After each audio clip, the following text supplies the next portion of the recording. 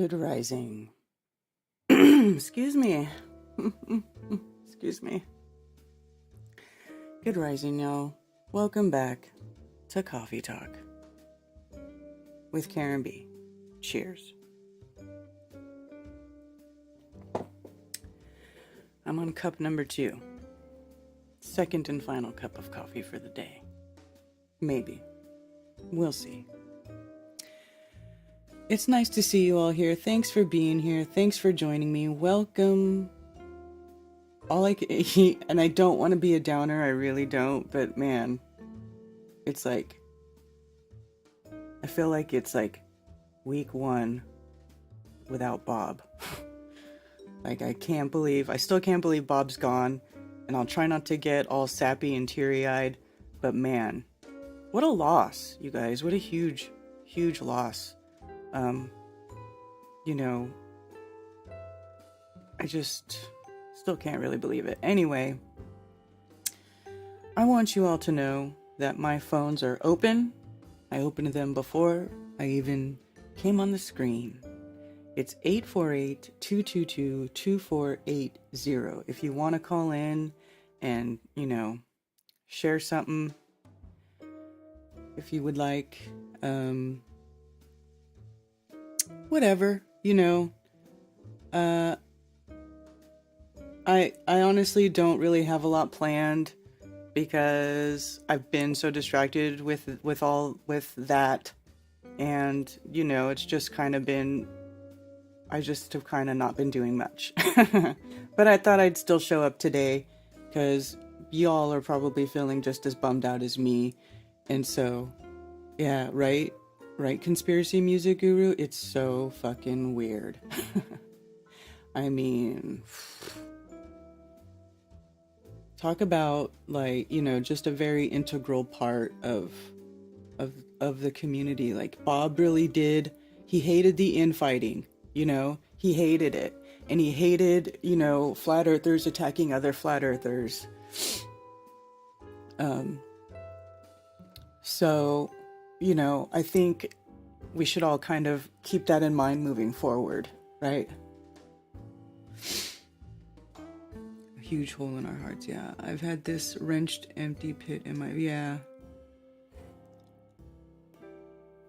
Let me say hello to you people over there on Rockfin. Cody Ford, Ashley Knopp, PsyOp within a PsyOp, and Alliance Creed. Thank you for being here. At work, but also have a wandering eye. Okay. Yeah, excuse me. Woo! Keep it together. Keep it together. Try to keep it together. Anyway, that was one of the things that I know Bob always hated. He really didn't like it. He thought we should all be able to talk about stuff that we disagreed about civilly, and without going after each other, because we're all just trying to figure it out. So,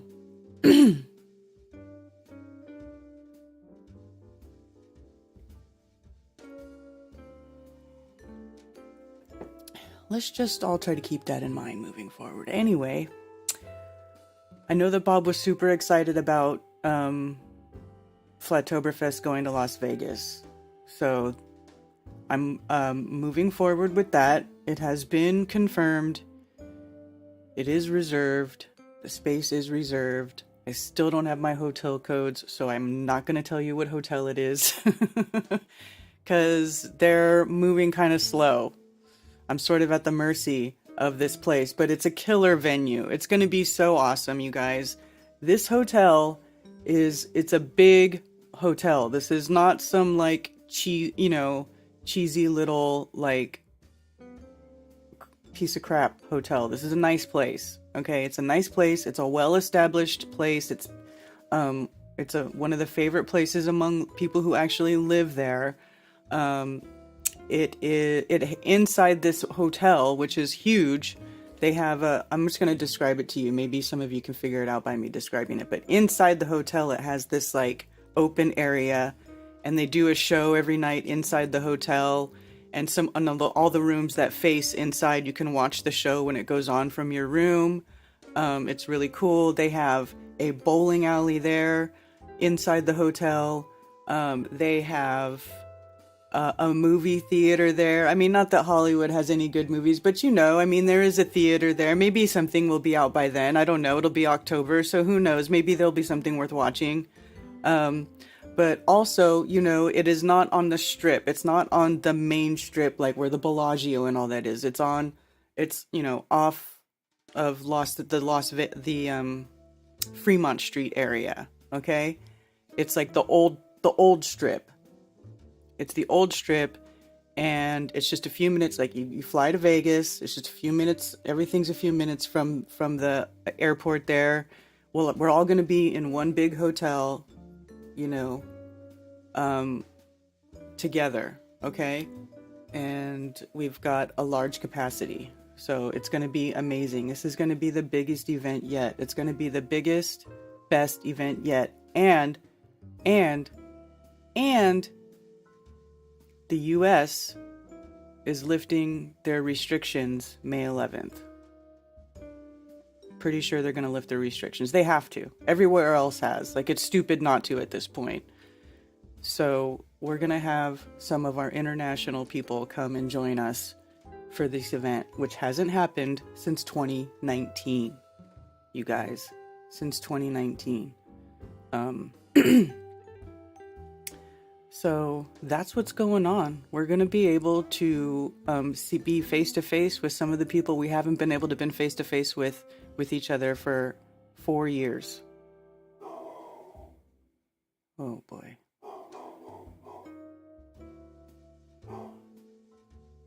Remy's barking. I'm sure you can hear it. It's loud. Spicy Sarah says, bringing you and Cammy food tonight. Good times for all. There you go.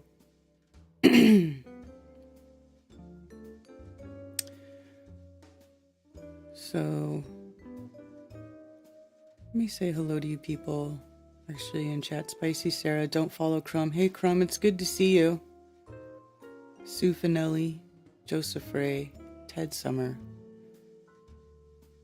NPE, Alpine Endeavor, and of course Music Guru, Brian Stavely, Logan Cook, You Tell Me, Melodome, Spicy Sarah, Hobbs, Effie Nation, Tapered Bodies, Billy Zig.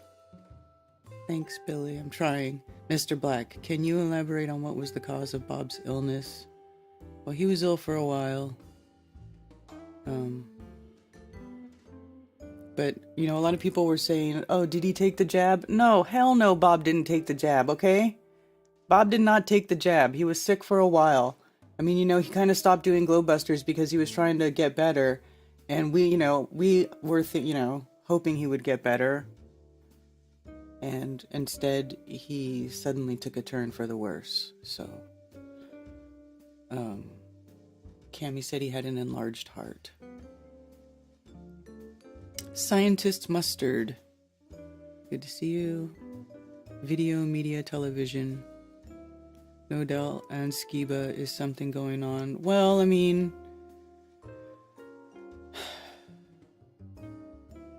I know Rob Skiba passed just before Flattoberfest 2021.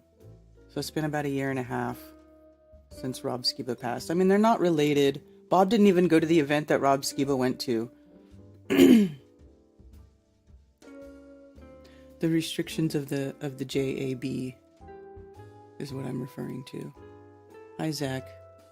Rune Dragon, good to see you. Michelle. Yeah.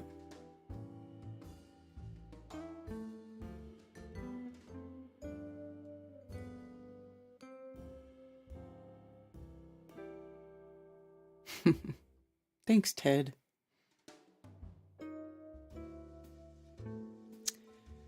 So, anyway, and Sarah, yeah, we do need to get together here local. Maybe I'll come over there where y'all are at Bob and Cammy, or Cammy's now. Bob and Cammy's. I'm so used to saying Bob and Cammy. It's hard, man. It's hard. Sucks. And then I felt horrible because I got a text from Stefan last night. I mean, I sat there and played his music all day Saturday. Well, not all day Saturday, and then I didn't text him to tell him about Bob. I forgot. I just, I've been trying to tell people I don't know who to text and who not to text, and I didn't text it. I feel like a turd. And so he messaged me and he said he was sorry to hear about Bob. He wanted to send Cammy his condolences.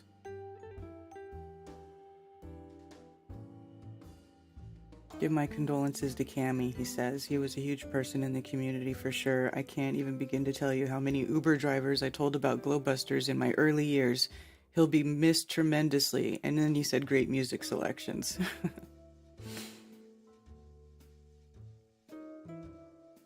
Anyway. Keep saying it.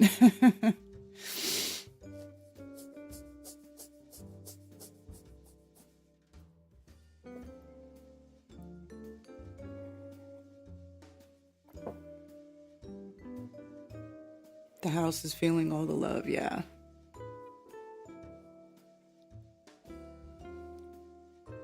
Oof.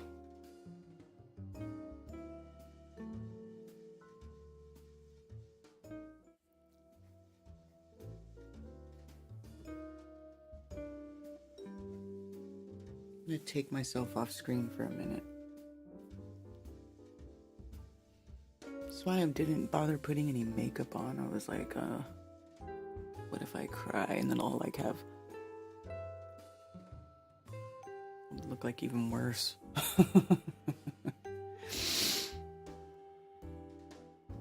Tell him I've been wearing the strong shirt. Yes.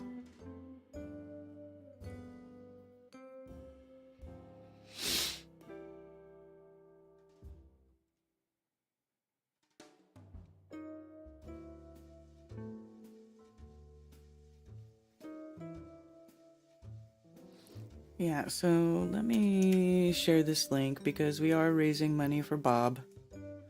Ooh, wow, it's up to 6,400. Nice. We have the best community. We really do. Oh, I love it. I love that we have such a great supportive community. Okay, so this is to donate to Bob. I'll just keep this up. I'll pin this link and then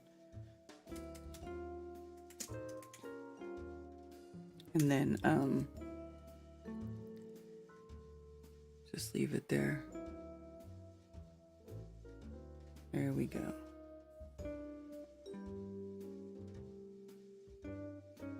It's hard, man. Tell you what. It's hard as hell.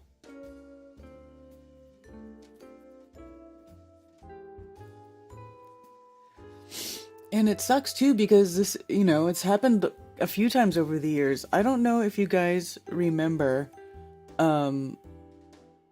but years ago, I told the story about how I ended up divorced and how I was in an abusive relationship, right?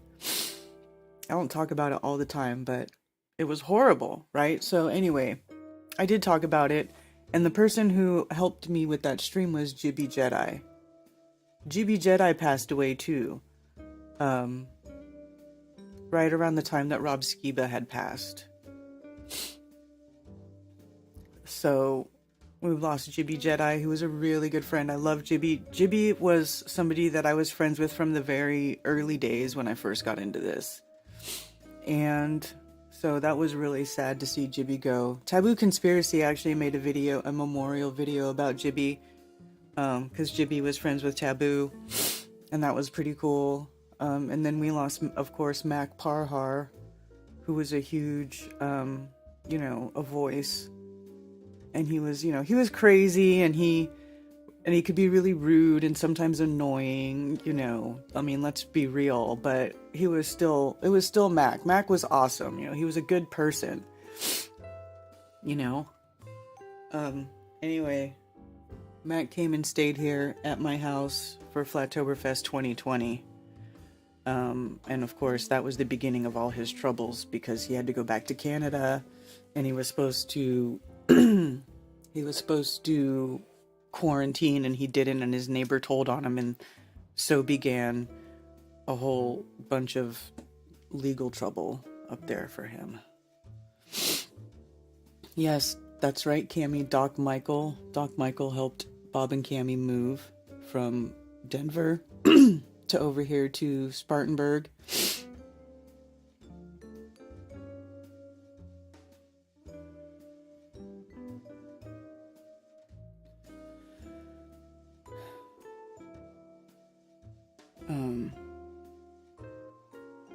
You know, we lost a lot of good people. Really, a lot of good people. And, so anyway,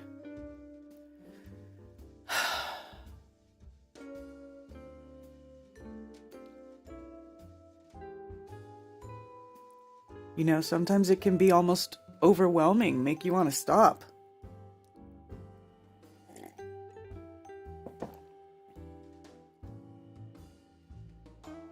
But we're not gonna stop. We're gonna go to Las Vegas, goddammit.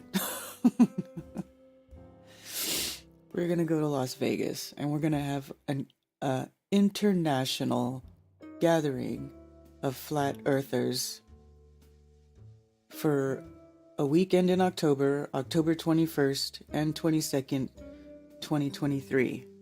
And I hope that as many of you as possible will come and join us, because I really would like to see this be the biggest, best one, in honor of Bob. And then we can bring our friends over from across the pond.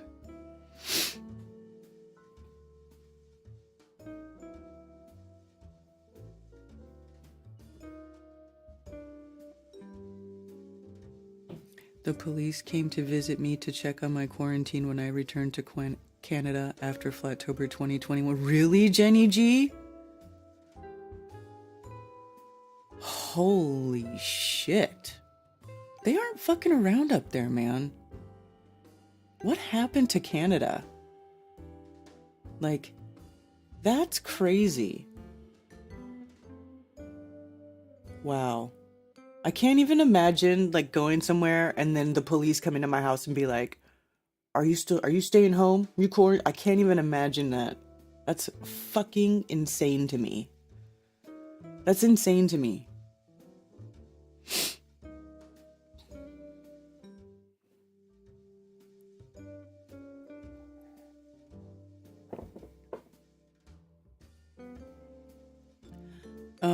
Does anybody want to call in? 848-222-2480. Yeah, Billy, you're after May 11th, you're not going to need the jab to come to the United States anymore.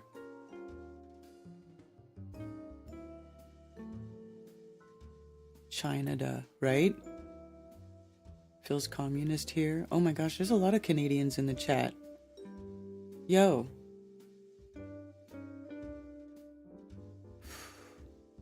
Feel sorry for what's happening to your country, y'all, really. For so long, Canada was like the benign neighbor to the north. Seems so peaceful over there. And it's just like crazy what it's been doing the last couple of years. I mean, just crazy.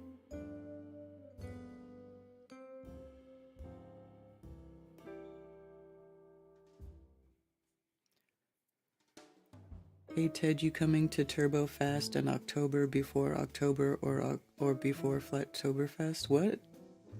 What?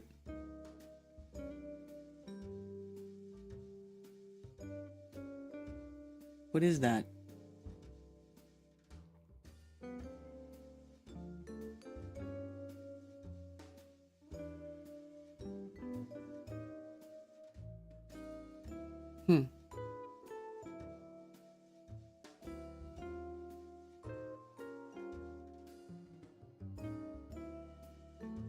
Oh, I gotta update that. I was like, oh, I have a Flattoberfest thing in here. What is that? That's for last year. I have to make sure I gotta start making all this new stuff for the event. I'm so behind. You guys, I'm so behind. I'm gonna be like working my arse off the next 5 months playing catch up.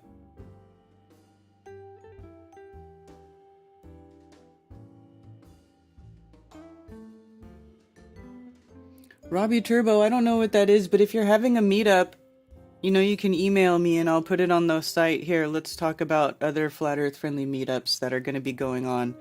So Fort Collins has a meetup. Oh, you know what? I'm supposed to update this. Let me get out of that. Oh, look at these. I haven't. Oh my goodness. See how distracted I've been? I have not updated my website. Holy smokes. I completely forgot about my website.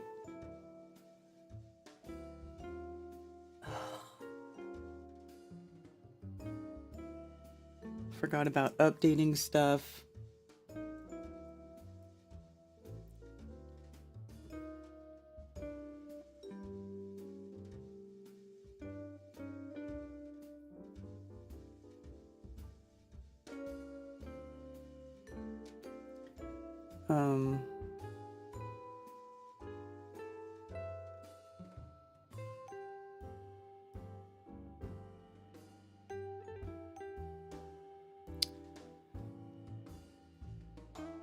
And Jason Walker is not part of the meetup group anymore, so let me delete that guy's name because he's not hosting the event. Update. Okay.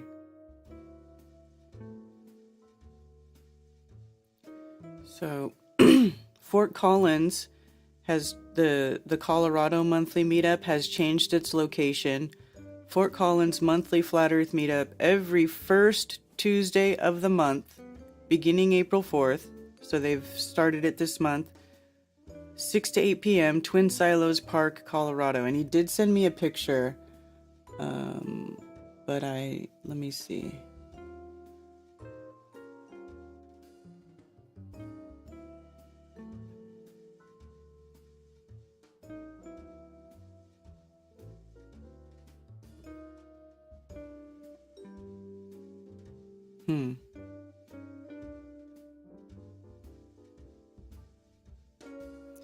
So it looks like this. No. Camera raw.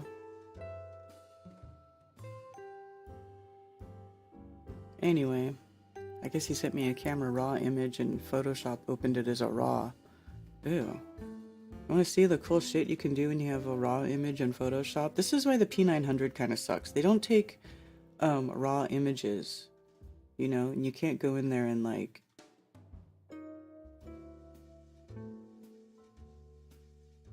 mess with stuff. Ooh. Anyway, they meet at this place. I'm sorry, I'm getting distracted. Squirrel. This is where they meet at Fort Collins. I'll have to add that picture to the website.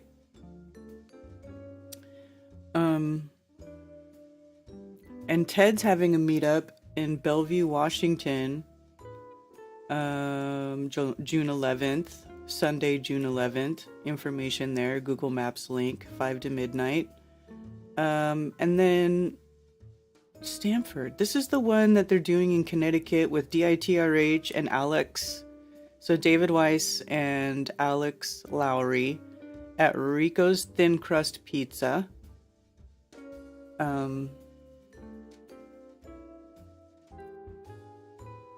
That looks like fun. Actually, I'm seeing a problem here. There needs to be a space right here. Date. Sorry. There we go. 2010 West Main Street, Stamford, Connecticut. Saturday, April 29th, 1 to 4 p.m. RSVP alexander.lowry@gmail.com. And there's a video on Dave's channel. And also there's the video here. You can come to the website and just watch it through here. It'll play. I'll mute it, because you don't want to hear all that. So what else? Melbourne, Florida. That one is now a past meetup.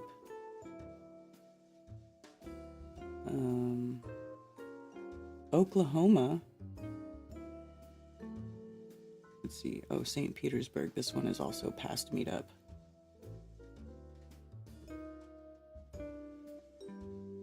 Right, those were both the April 1st meetups. And then Oklahoma is also going to be having a meetup. The weekend before... Let me update this so these other ones go away. The weekend before Stanford, there will be a meetup in Oklahoma. Oklahoma's Hummingbird Hangout occurring Saturday, April 22nd, 2023 from noon till whenever at Hummingbird Beach in Lake Eufaula State Park near Chakota, Oklahoma. And this is the one where Peanut Gallery from Strange World will be at. Peanut. So there you go. I think that's it so far. Oh, and then there's Jam in the Plain, which is in Colorado Springs. And this is one where it's at the guy's private property. So if you go here and you click on this, there's his Telegram group. Also, his email's right here, Fathead. If you don't feel like doing the Telegram thing, you can hit me up at my email, Viper _ed@yahoo.com.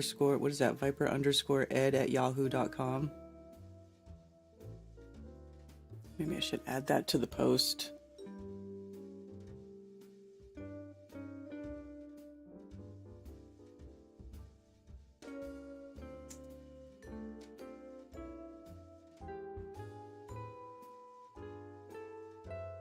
Yep. Update. So here I'll put his email right here so you can click right on there. It'll default to whatever your mail client is if you just click on that, or you can just copy the address and email him. Alrighty? We want you to have flat earth friends in real life. So if you're having a meetup, you can email. Oh, there's also Shaking Hands with Strangers, which is a monthly meetup that happens in Minneapolis. You got to contact this Jenny Spark chick for details. You know, but look around in there. There might be something near you. And if you want to have one near you and, you know, all you have to do. People always say, how do I do a meetup? Pick a place. Literally just pick any place. Pick a time, pick a date, and then just let people know. That's all you have to do. Hey Karen B, we have a Minnesota one this weekend, Saturday the 15th at San Poncho. Let me check my email. I don't recall seeing that, but let me check.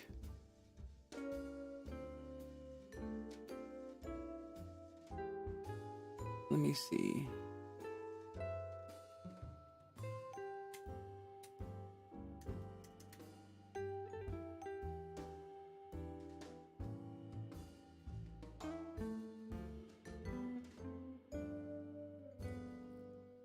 Oh, I do see it. How did I miss that? March 31st. It even says read like I read it. Okay, I do see it. You did email me. April 15th at 6 p.m. Poncho in Long Lake, Minnesota.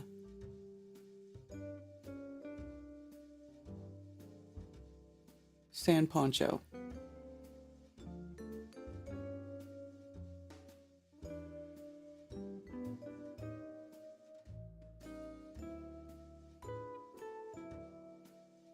I do have it. I'll add it.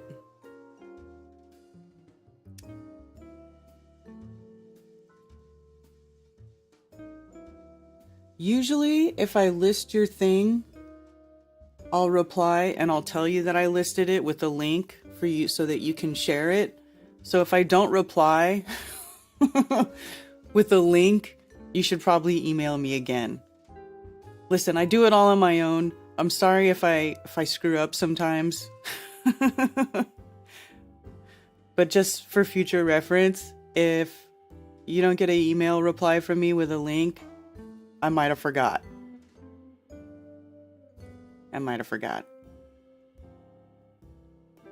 So, Might have to head out.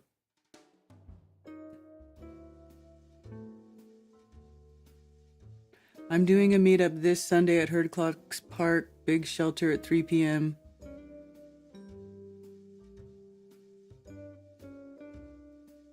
Wait, which Sunday? Oh, the Sunday that they're doing the memorial, Nathan?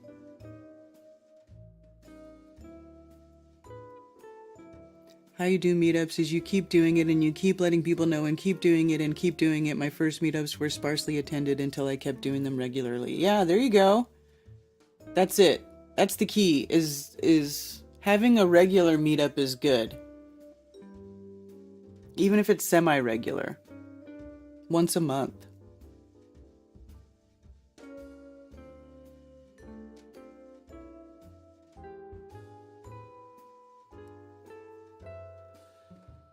So yeah, this Sunday, I'll bring it up. This Sunday, here we go. Jeranism is doing a Globebusters Memorial and Celebration of Life stream for Bob. Okay. And he's asking everybody to attend, and I told him that I would join, so I'll be joining this at some point. And this will just be to, you know, also to help add to the fundraiser for Bob.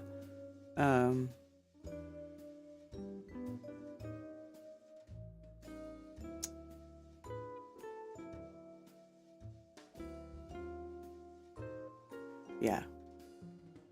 So it says, with a heavy heart, we have to share the news of the passing of a great friend and amazing asset to this community. Bob Nodell has passed, and so on Sunday, April 16th, 2023, we will have a celebration of life, a memorial live stream to remember Bob and all he brought to the discussion. Without any doubt, the preponderance of evidence says Bob will be greatly missed.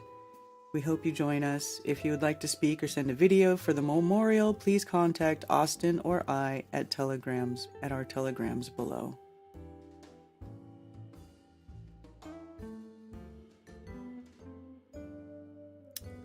So there you go. And use the broadcast messaging on the Effie Clock app to let everyone know about your meetup. Yes. There you go. Wasn't your video for your meetup talking about that?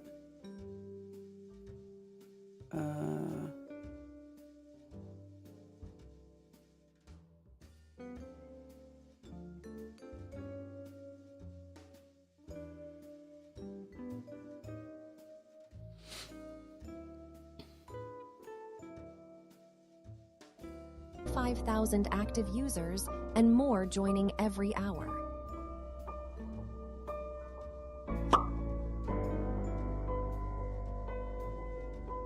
Just select your desired radius and broadcast your meetup details to all the blue dots around you.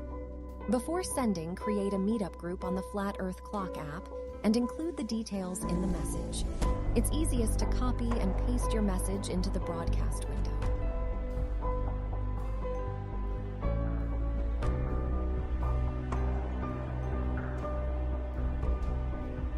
Recipients of the message can then go search and join the group for further updates.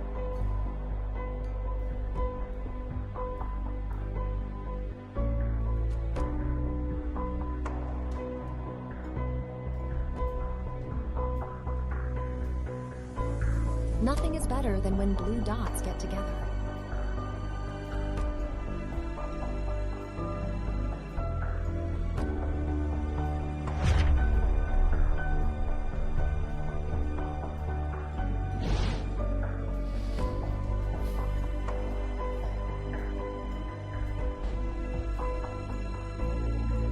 There you go. And that's how easy it is.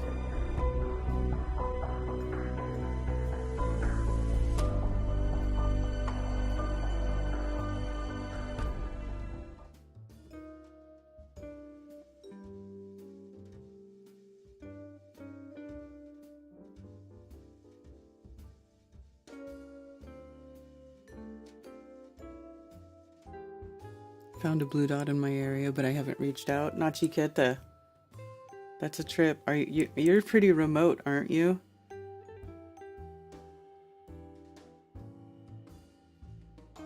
Ooh, I got another referral.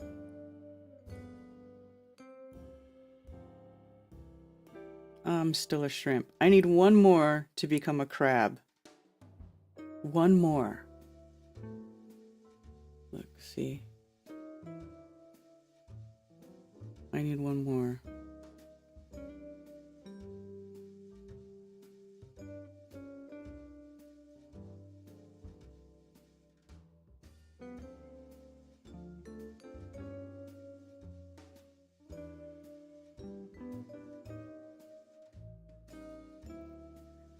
So, yeah.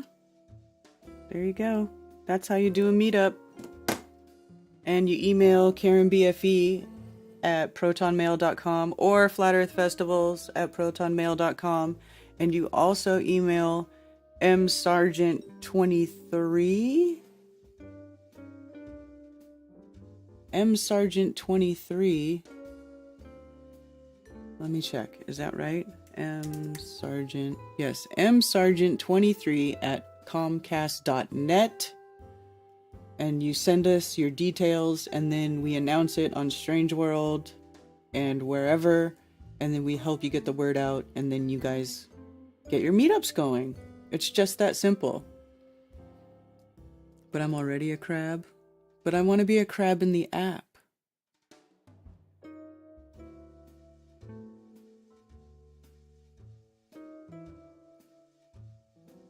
Very interesting thoughts on Mark Sargent. Yeah, fuck Eric Dubay and his thoughts on Mark Sargent. He doesn't know Mark Sargent. He's never met any of us face to face. You know, all of us wanted him to be part of when we started doing the conferences and stuff. He told us all to go fuck ourselves and said we were shills. Meanwhile, that guy is on record as having received $100,000 from the government for a vaccine injury. Come on. Come on. And then he goes around, and then he goes and he hides in Thailand, and he calls everybody a shill, but doesn't bother meeting any of us in real life. He doesn't want to talk to any of us. He's a douchebag. And I will say that he did some good things for Flat Earth. He did make some good videos, but the first video that I saw of Eric Dubay was him dressed as a woman imitating Patricia Steer, and I didn't know who he was, I didn't know who she was, and that was the first thing I came across. And that is why I don't like him, because he puts out so much crap. He puts out so much hate. This is the type of stuff that Bob hated too. He hated when flat earthers attacking other flat earthers. Eric Dubay is the one who started all that shit. He was the first flat earther to turn around and start attacking everybody else. Because he just wants to be fucking worshipped.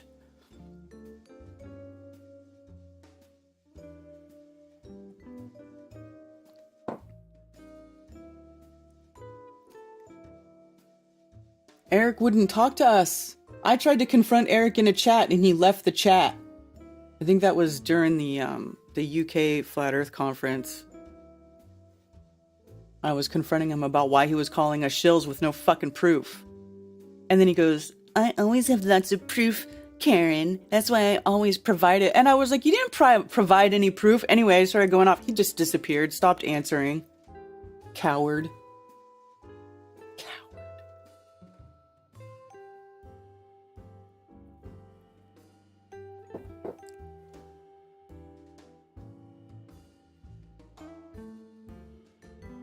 I'm not attacking. I'm just telling you what happened.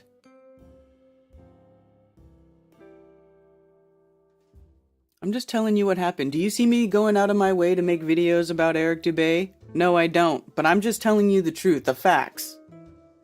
That's not attacking. That's what really happened.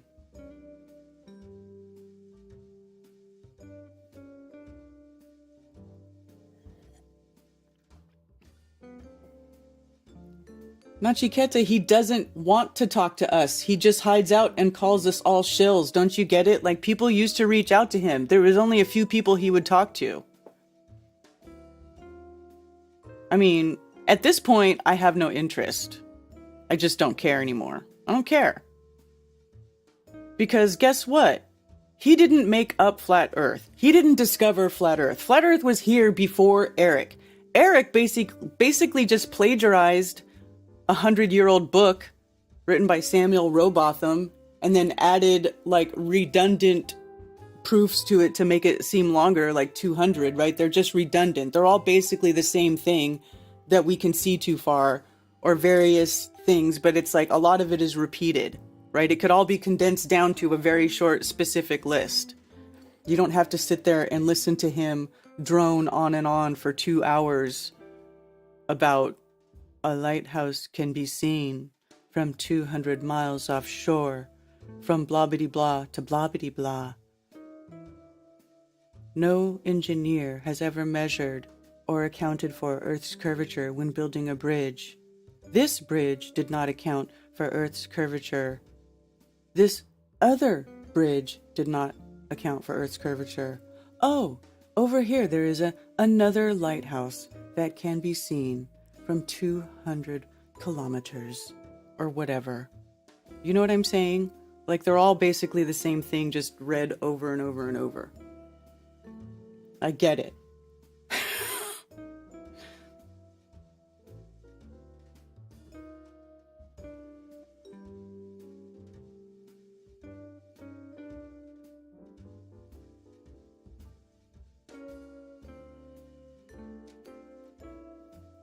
I just, there was a time when we all, like, 2015, remember, it was things were blowing up, and we were like, yeah, and then we were trying to do a conference, and then 2017 comes around, and we want to get together and meet each other in real life, and we just get the big old middle finger from that guy.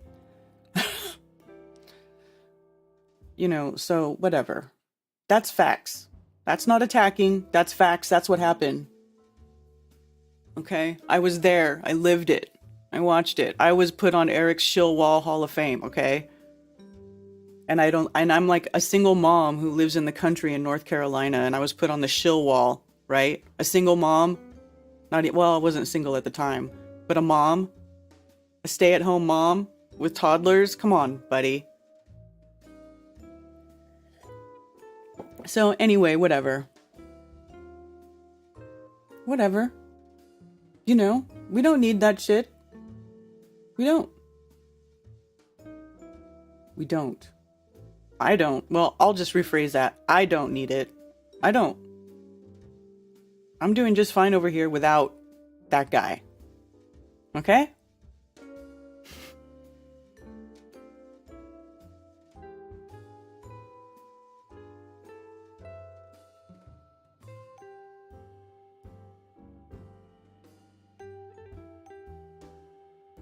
The perfect cover.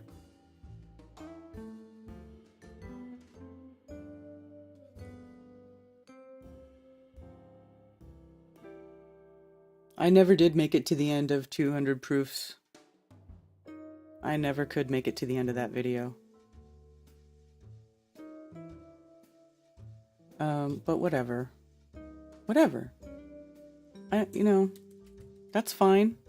A lot of people still like Eric. That's cool. Go hang out. Go watch Eric. If that's what you like. I don't care.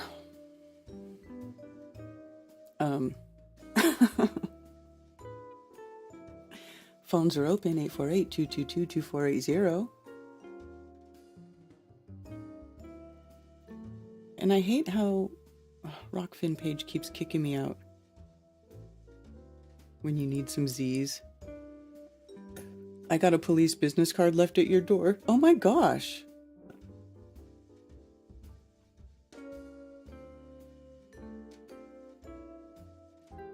You plan on going, Ashley? Right on.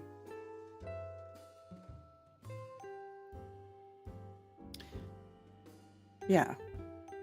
I'm still on his wall. I am a Freemason Jew because he found a photo of me at my niece's bar mitzvah in 1985. Oh. See how ridiculous? It's just so ridiculous. It's like, on one hand, I just don't understand that mentality. How do you on one hand spend so much time, trying to wake people up, right? If you really care about truth and you spend so much time trying to wake people up, and then you see other people have woken up too and they're helping you move things forward, they're on your side, and then you turn around and just start throwing daggers at the people who are supposed to be on your side against the powers that should not be. It makes zero fucking sense to me. 0 cents. I mean, he is why the word shill is overused in the flat earth community. That's why everybody's a shill. Because of him. So whatever. Whatever. Can we change the subject? I need to talk about something else. Anyway. So this really cool place where we're going to have the event in 2023. I'm telling you guys, it's a big hotel. It's established. It's huge. They have tons of rooms. I don't know if every single person who attends the event is going to be able to book a room at the hotel. You may have to get at a room at a hotel like next door or whatever, but they're all over the place, so it doesn't matter. Everything's within walking distance, so you just have to get from the airport to the hotel and then from the hotel to the airport. And the hotel does have, they have shuttles. Actually, let me check if they have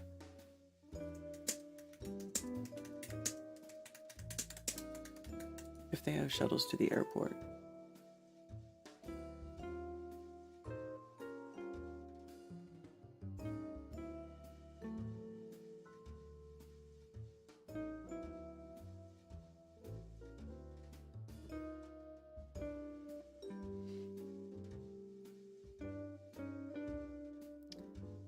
Private cars from Beltrans deliver to Samstown.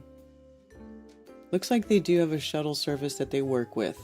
Anyway, we'll get all that stuff. We'll get all that information settled when it's time to get going. But it's going to be very easy. Flights to Vegas are cheap. Okay? Very cheap, especially within the US. So the flight's going to be cheap. There'll be a room rate for everybody who wants to, get a room at the hotel, if you're able to get one at the hotel. I don't know what the rate's going to be yet, but it'll be very reasonable. It's going to be a blast. I'm a shill too.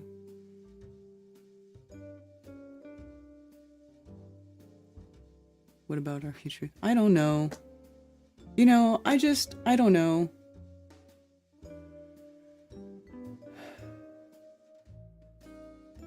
I don't know about these guys. I just don't think it's a very good idea to start turning that conspiratorial mindset to the people, to other people in this. I mean, then what's the point?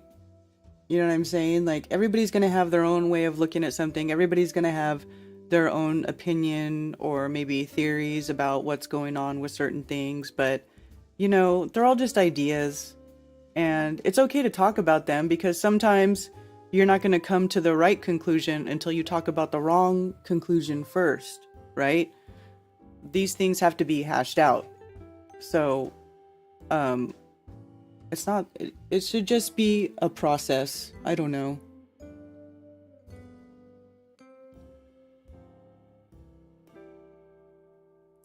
Yeah, I will say both Mark Sargent and Eric Dubé helped me to wake up. And yeah. Right? But then, sometimes, I mean, who's to know about, what's going on in these people's heads, right? I mean, look at Math Powerland. He kind of went off the rails, too, and started going off on everybody. It's like, I don't know, what the reasoning is for this type of behavior. I just know that I don't want anything to do with it. That's all I know. I just don't want anything to do with it. I don't want to, spend my time arguing with other content creators. I don't want to spend my time having to even defend myself against these people, because I don't fucking owe anybody any sort of explanation. You know what I'm saying? I don't owe anybody shit.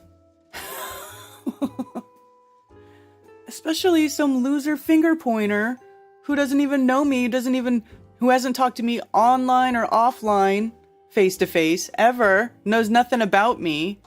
We've never had any private conversations, never got to know each other. You're gonna tell everybody that you know what? Screw you. I just don't want anything to do with it.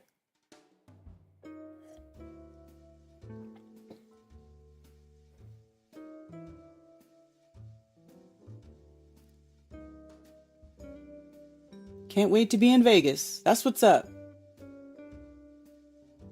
Vegas is going to be fun. Although, as I've been thinking about it, I'm like, woo, the logistics of this is going to be difficult. Like, honestly, I'm not even sure I'm going to be able to have a live stream. Because how I was live streaming my events over here was I was like literally taking my own computer to the venue and setting up the live stream and live streaming it. Right? Like, I'm not going to take my computer to Las Vegas. It's a desktop computer. It's not even a laptop. So, to be honest with you, I am not 100% sure that there will even be a live stream for the Las Vegas event. You may just have to be there. And maybe, you know, I haven't even talked to the video guys yet. I don't know if the video guys want to go all the way to Vegas and record in Vegas. But whatever. There has been a lot of division.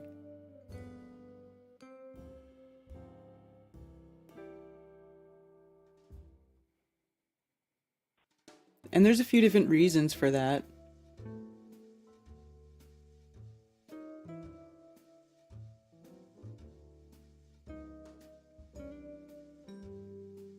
I don't know. Exactly, good times for all. I like that. Too much out there to learn instead of playing chess with pigeons. I haven't told the hotel yet, Emilio, because I don't have my hotel code yet to give to people who want to book a room. Because I'm doing it all together, I'm going to have to give you guys your code. So when you book the room, you're like, I'm with this group, right? And then they give you the rates for my group, right? So I need to have all that information before I can tell you the hotel. Oh, we got a caller. Thanks for calling Coffee Talk. You're on with Karen B. Hey, Karen B. Hi. It's the Tony Coriolis guy from chat. Hey, Tony Coriolis. What's up? Hey, not much. I've called in to Coffee Talk a handful of times, maybe like, 4 months ago or something. But then now I'm always calling in on Jaren's show, and I've taken up that name, Tony Coriolis. Oh, okay, cool. So I'm going to keep that. For what, like Speaker's Corner or what? Vegas? Yeah, Speaker's Corner. I was the first caller this week. Cool. Which actually, it was number 38, and it was right at the 38-minute mark. I'm sending it to everyone that, like, hey, look, yeah, I'm flat. I call into flatter shows. Check my calls, you know? Mm-hmm. But yeah, I'm Scottsdale, so I'm really close to Vegas. And I've said in the call before, I am super psyched for Vegas. Once you announce the hotel, I'm booking everything. I'm ready to go. Yeah. Awesome. Yeah, I've got a lot of people who are emailing me. They're like, where is it? Where is it? I'm like, I can't tell you yet. No, and yeah. And I know I saw you do the announcement on Strange World, and then I knew that it wasn't announced yet. Like, because once it is announced, I'll know. Yeah, like really quick. Yeah. Yeah, you'll know, and then so I'll mail it out to the mailing list. I'll let everybody know so they can start booking stuff. Yeah, and I mean, it gets us all to watch your content more, you know, eager for that. So keep on watching, everyone. Yeah, man. Yeah. Yeah, I don't know. I just want to say I was excited for Vegas. I don't really got much to talk about. But okay, I'll talk out one thing I talked in a speaker's corner just to get your feel on it. So I said that in one of my old math classes, I had this math teacher that went to Vegas all the time. What do you know, Vegas? But he was a probability math teacher, and it was at like Scottsdale Community College here. And we studied like probability curves where they were not like a straight line analyzing it, you know, zooming in. It was a curve, and no matter how much you zoomed in, there was always a more defined curve. Like there was never a flat like in a curve. That's just a law of a curve. And I don't know what the law is or anything, but Jaron kind of said, he goes, maybe if it is really big, there could be flat. But from that class, the probability curve, no matter how much you zoomed in, it was just more and more defined. It never went flat. You have any thoughts on that? Wow, that sounds like, almost sounds like the coastline paradox, where they talk about like the miles of coastline and how like the more you try to measure it, the longer it becomes. Mm-hmm. Yeah. Yeah, there's no flat on it. And I just remember that back in like, I don't know, 8 years ago or something, college, and just stuck with me. And now being in flat, yeah, that rings a bell. Yeah, well, I mean, by nature of a circle, there should not be any flat spots. That's true. Yeah, it's impossible. Mm-hmm. And I did a little intro saying, like, I do, like, I'm a maintenance worker, and I've talked about that before here on this show. And one thing I have to do is I have to prep kickball fields, where right in the middle of the kickball field, they have a circle that's like 8 feet, around. And I do such a good circle because you got to know, you can't ever go straight. You have to be constantly turning the whole time to make a perfect circle. Right. Yeah. Exactly. That's cool. So yeah, and what you said just a little bit ago about a lot of infighting with us, truther people and everything. Mm-hmm. There definitely is. And I don't know, I just know with like a couple of the people who, I don't know, because we got our little group going, and then a couple people jump off, some people have conflicts in the chat, and then I'm out of here. And I don't know, I mean, I just stay calm with it. I'm down for meetups and stuff.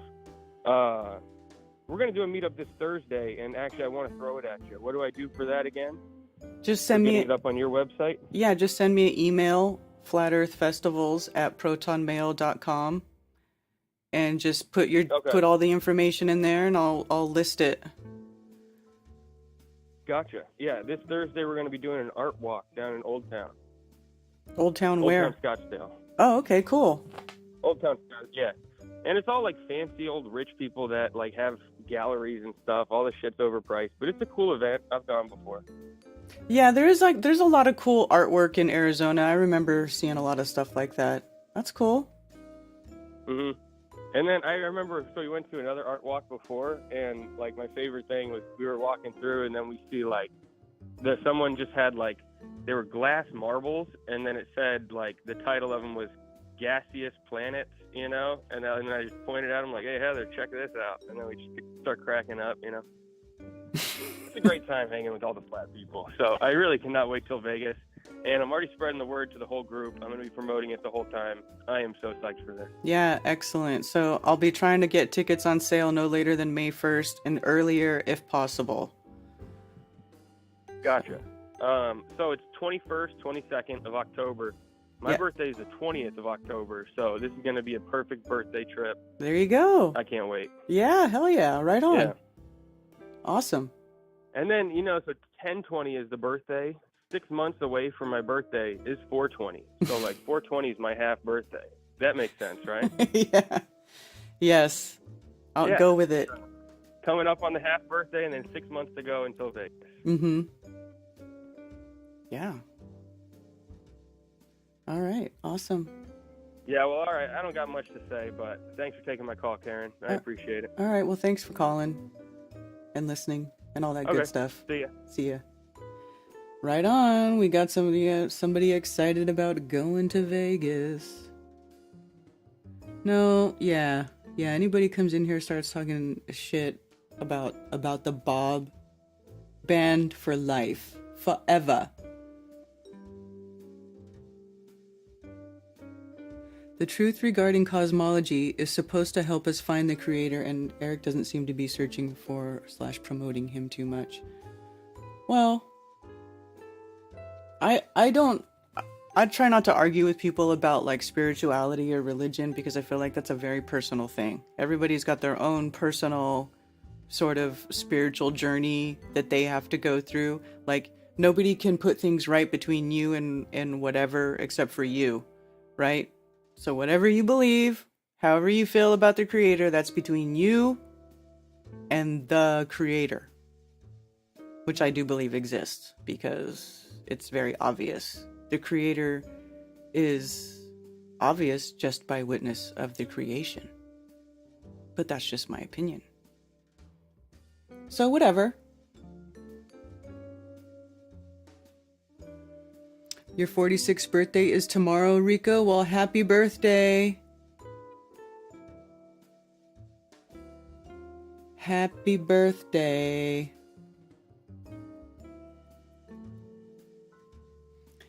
What's in Vegas? The next Flat Earth event, the biggest Flat Earth event of the year, will be in Las Vegas.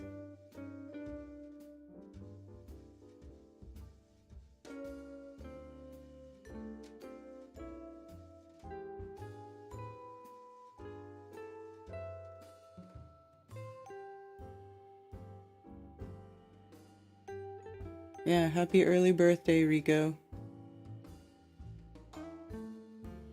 By the way, 420, that's my daughter's birthday. I had a 420 baby. She hates it. She hates it. She's like, my birthday sucks. Because that was Hitler's birthday, and everybody thinks it's weed. Like, she was playing a game, and she named herself Carriana 420. Well, they deleted her name because they were like, that's not allowed. And it was just her birthday. She's like, this sucks. I'm like, I'm sorry, but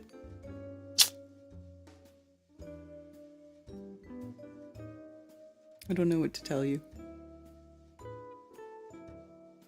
Your creation day is near October 20th.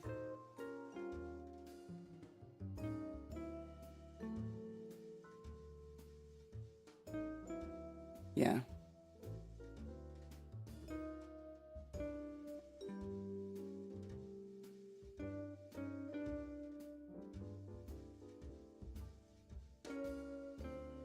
Did you? Okay.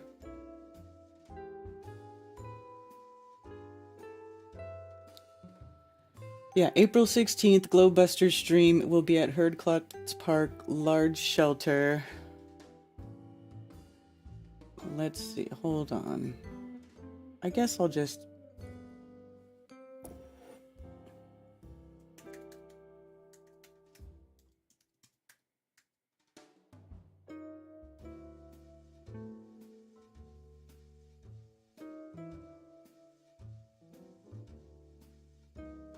So, 3 p.m. until... I think they have it open till 9.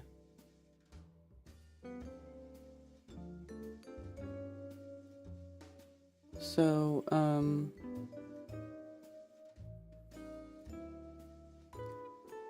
across the street from where we had Flattoberfest.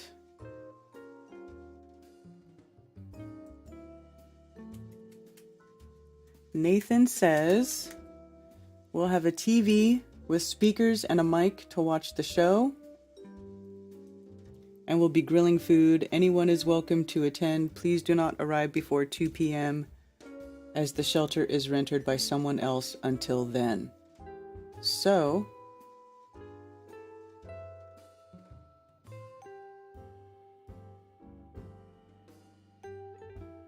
$3 p.m. until, so 4/16/2023, April, okay, so here we go. April 16th, Sunday.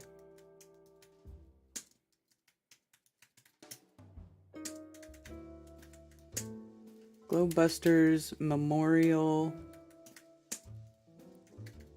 Meetup. How about that? We call it that. Globebusters Memorial Meetup.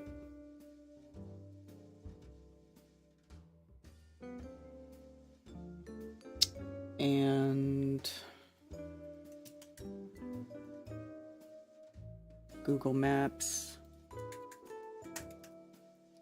I know, I shouldn't be doing this while I'm on the stream with you guys, but whatever. I just want to get it on there and I don't want to forget.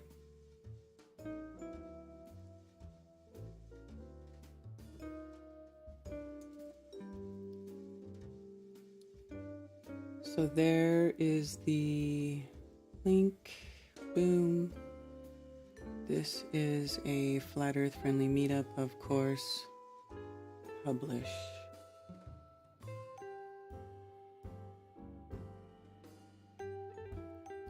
Okay, so here we go. Herd Klotz Park. I've got it up.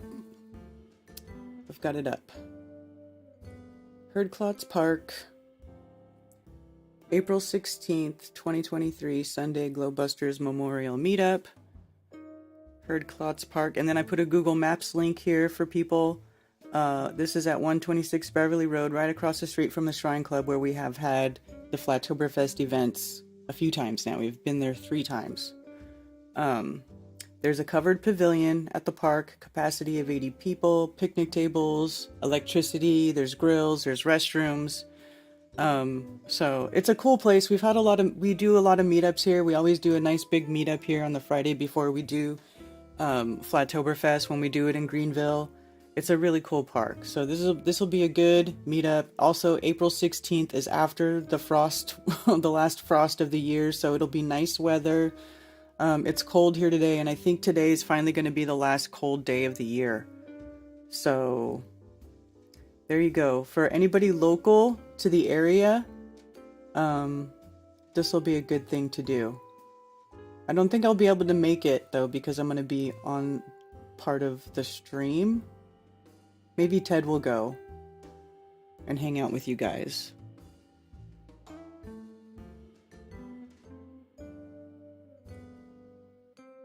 There you go. Brian will make a promo for your meetup. Wish there was one in California. But hey, Vegas is very close to California. Actually, oh, and by the way, if you really want to have them, if you're looking for meetups in California, just keep following this page and keep listening to, Strange World, or come here and check it, because, look, if you go here to past meetups, okay, I have past meetups. Once the meetup's over, I change it to past meetups, and you can see what people have done in the past.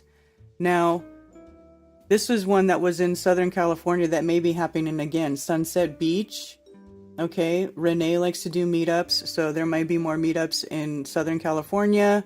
Brian sometimes puts on meetups in Southern California when he goes there to visit Steffi P. I don't know, sometimes there was also one in Mendocino County. Sometimes they happen, but you know what? Person who wants meetups in California, set one up. You do a meetup and then tell us about it, and we'll help you get people out there. And just like David said, you use the app, you do broadcast to the app, or if you don't have the app, find somebody who does, if you don't want to download it or can't, and then broadcast your meetup in the app. And that's it.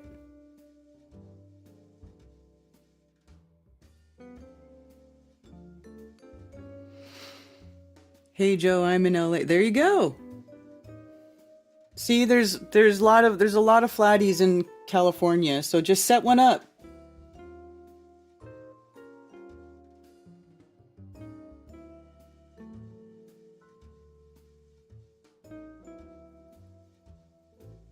It's almost 70 in Michigan. Wow. Our last frost is April 15th, so I'm looking forward to this being the last cold day. Yeah, Joe Schmo, go to flatearthfestivals.com, and then I have right at the top, I've got this menu right here. Look, Flat Earth friendly meetups. Okay, there's a recurring meetups page because some people have monthly meetups, and then then the regular like one-offs will be just under the top level of Flat Earth friendly meetups. Okay, but everything will be here, even the monthly, everything. Okay.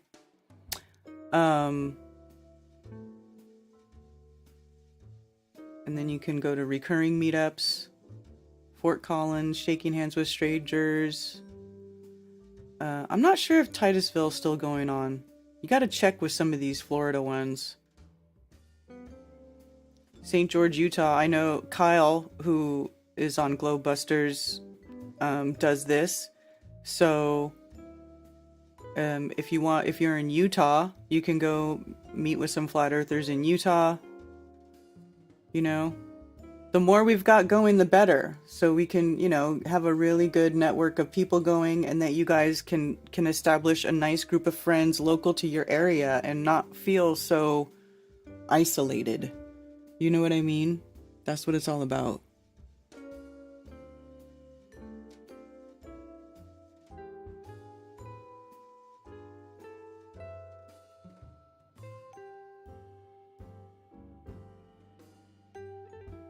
The website is flatearthfestivals.com. Here, I'll put it right here. Let me put it in the chat.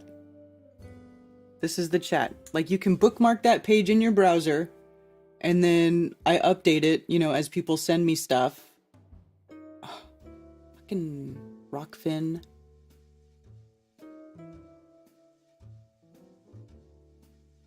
Only 60 in Florida.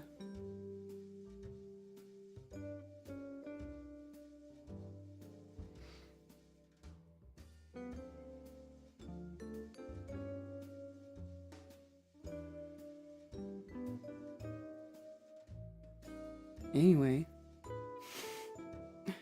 phones are open, 848-222-2480. Same phone number when you call Strange World.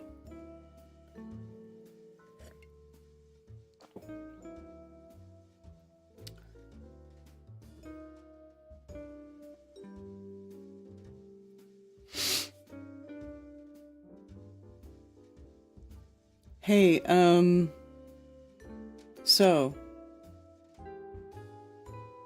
Alex Michael, jab restrictions being lifted. You got to start building that up right now. You got to start emotionally preparing yourself to travel to the United States. Start building up that, your strength. I know how it is. That's how I feel like right now. I'm like, okay, October's coming. I got to build it up. Build it up. Build up that energy, because it's very draining to do these events.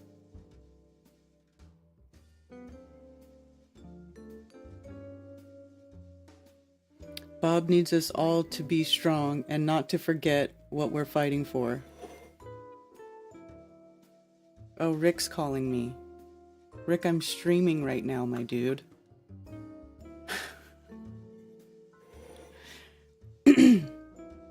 I will have to sell a guitar or two. Are you serious? Well, okay, we'll have to get together and talk about this. Because if you're gonna come over for the event, I will help you.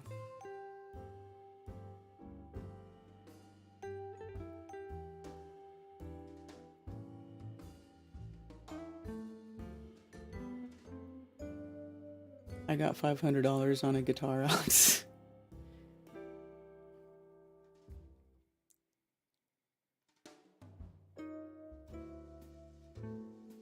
And of course I will have everybody's hotel room. I always get hotel rooms for my people.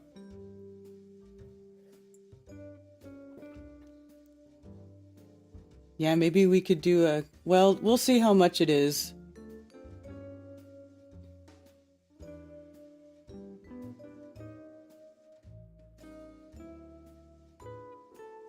Melodome, $4,000. Woo, doggy!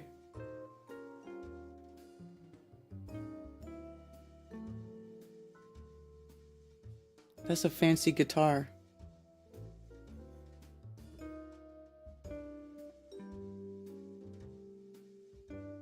You take payments?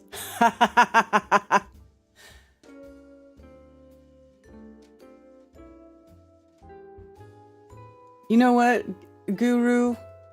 Alex, we'll get you here, dude. I'm telling you, don't worry about it. We'll get you here. And it won't cost you an arm and a leg.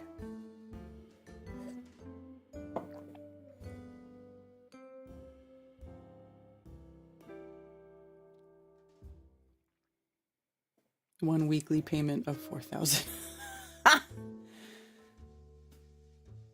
That's hilarious.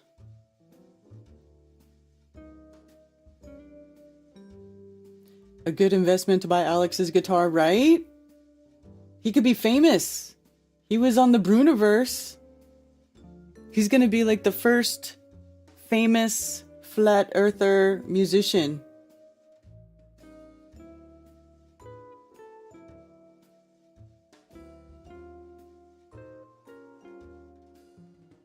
Yeah, Alex, don't worry about it. We got you.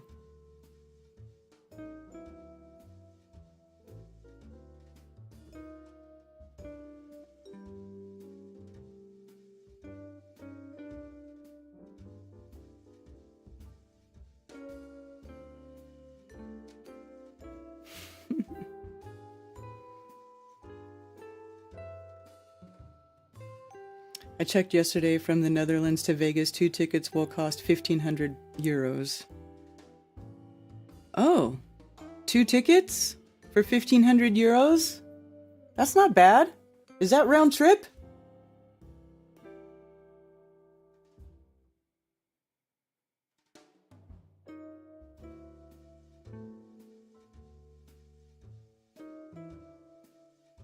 For real.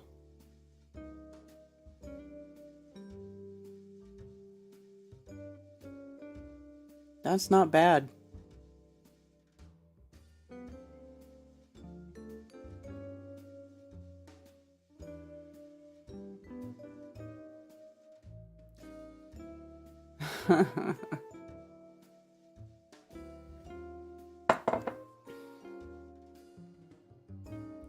Okay, you guys, I may need to go refill my coffee.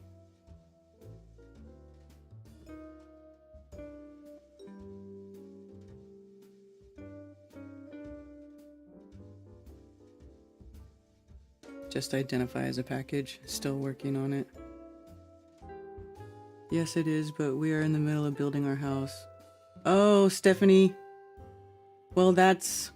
I'm sorry.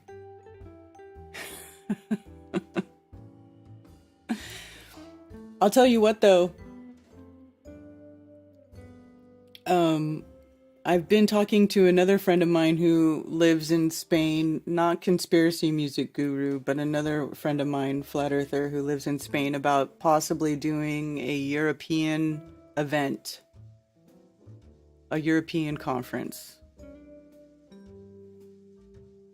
There hasn't been one of those either since 2019 that I know. Well, Martin had one. But that was not really... I mean, I don't really know entirely what happened there, what that was, but... You know what I'm saying? But I am in talks with people about maybe holding some events in Europe. Or a event. Some. Like I'm going to do a bunch.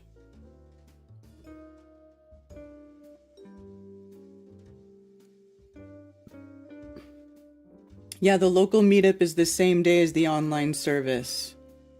I guess Nathan's having everybody do a watch party of the memorial service at the park.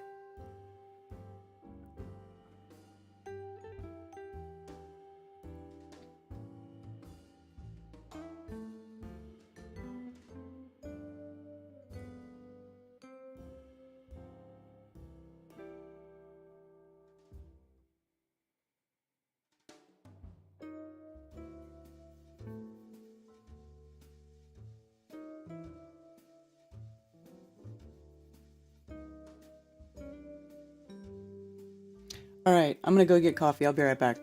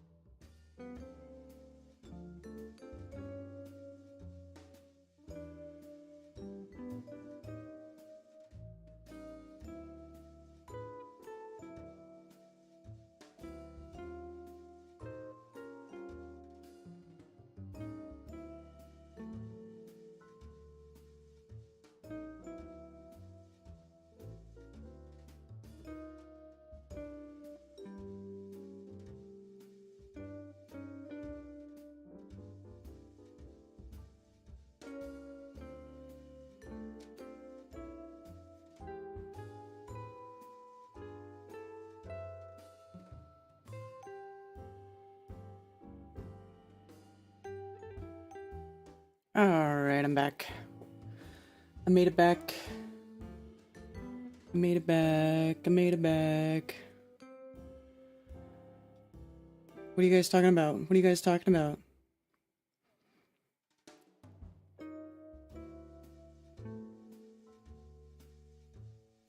Could it be the day before? Yes, truth, Bob is with us in another energy. Yeah. Alex is a brilliant musician in many genres. That's like... I love it when people are multi-talented like that, like they could just do whatever. That's why I always was a really big fan of Jack White, because he's a pretty diverse musician as well, and he plays a lot of instruments.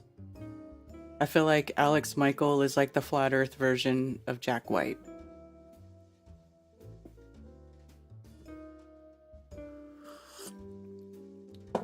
But maybe even better. I even think vocally Alex has way more range than Jack White. So, I know, this is my third cup. I know I said I was only going to have 2. Don't judge me. Okay? Don't judge me.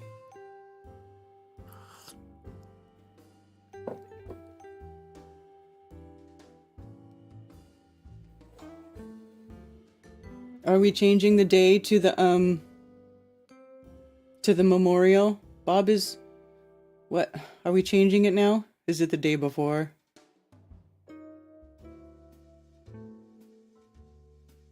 Okay, you guys better let me know so I can change my website. Moving local meetup one day forward so we can attend and hug you all. Okay, let me edit. Can I edit this then? Can I edit it?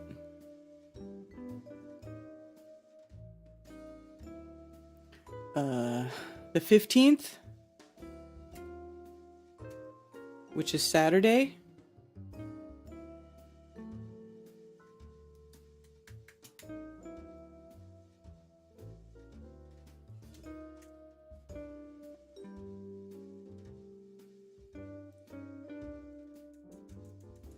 I'm gonna change it then to just Bob. No Dell Memorial Meetup.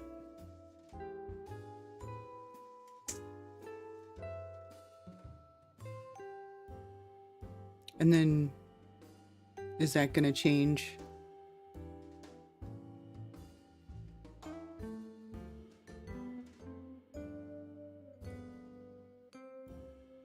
Yeah, let's see Jack White do Texan accent or Bob Dylan or reggae or I know.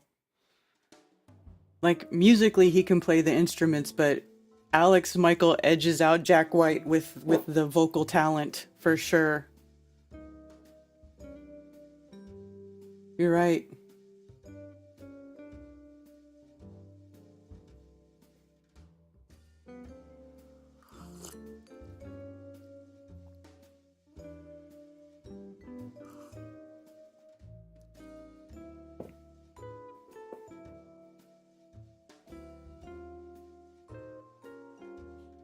Yeah, let's see. Yeah.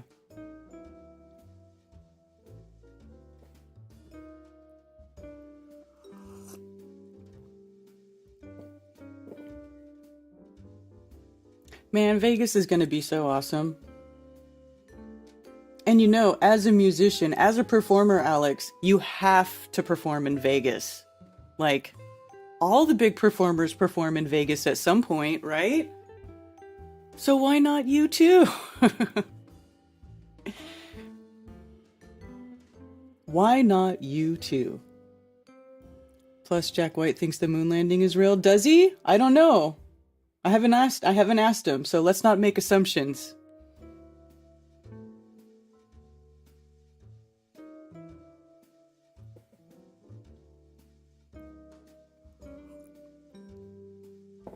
Let's not make assumptions. You know what I'm saying? Like, all right, so, oh, let me put a space here too. That'll look better. Okay, update.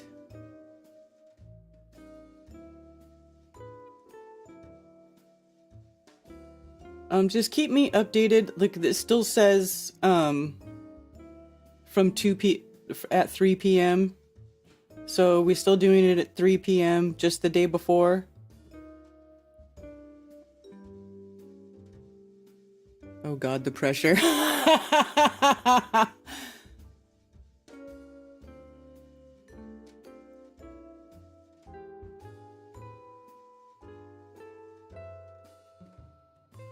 Come on, baby. Vegas, baby, Vegas. Vegas, baby, Vegas!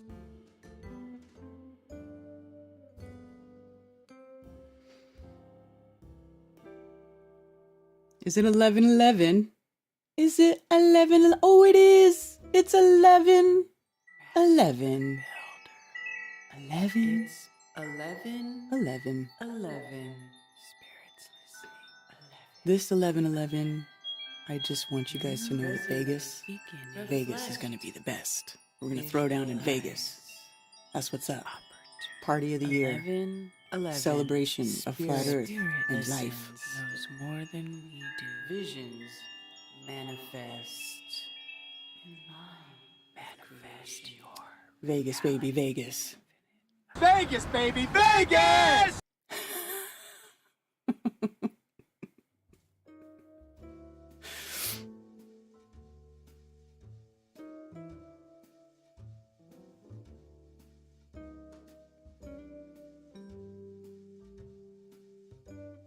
I'd so much rather see Alex playing around a small fire, but that's kind of selfish. Hey, listen, that would be cool too, but, you know, every once in a while we need to do something big and flashy. Right?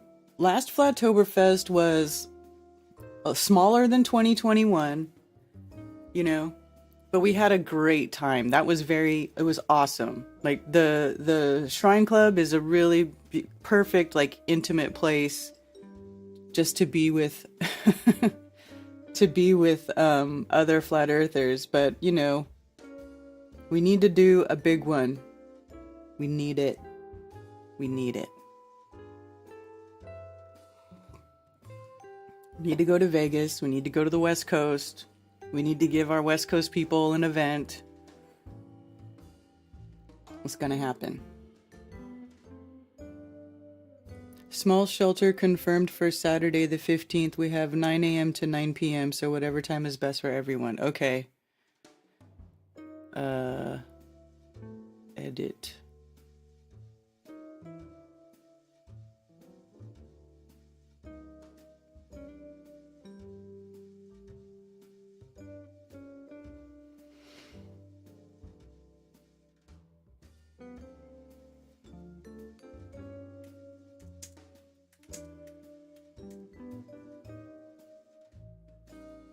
So, small shelter.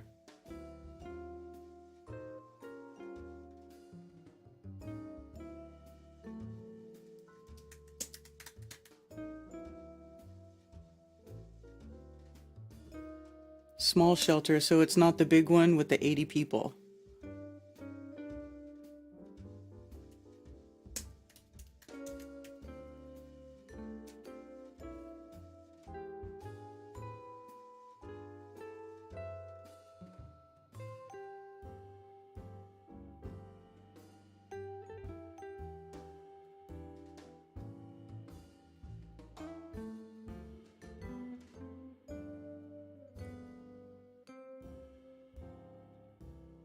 Small shelter. Okay.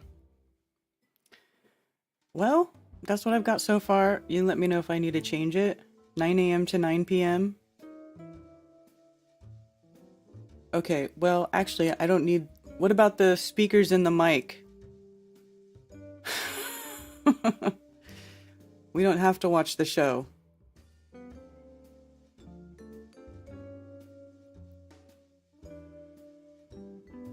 How about we will be grilling food and hugging. I don't know.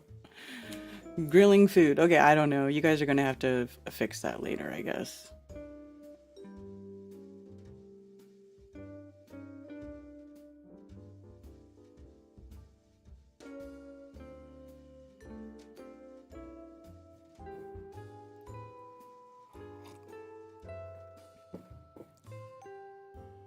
If we overflow, it's a park, so what? Yeah.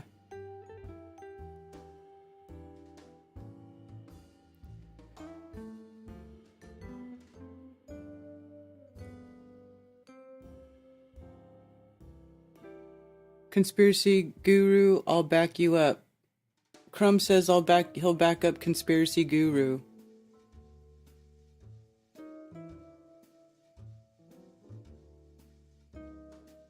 It's gonna be like an all-star jam. I don't mean to suck.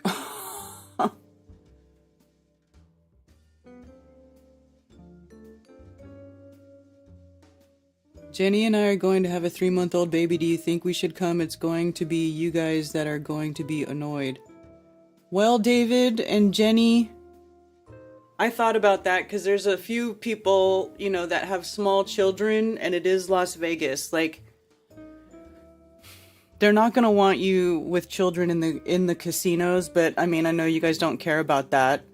And then the other thing too is like there's going to be like cigarette smoke. I think you guys are just going to have to figure that one out on your own. I don't know. I mean, it's hard because I know that in the past my events have always been really child friendly, and I do like to keep it that way.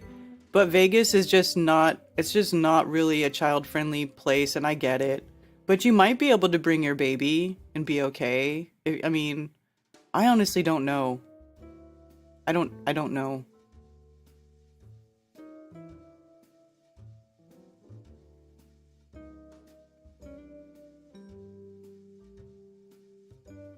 Baby in Vegas.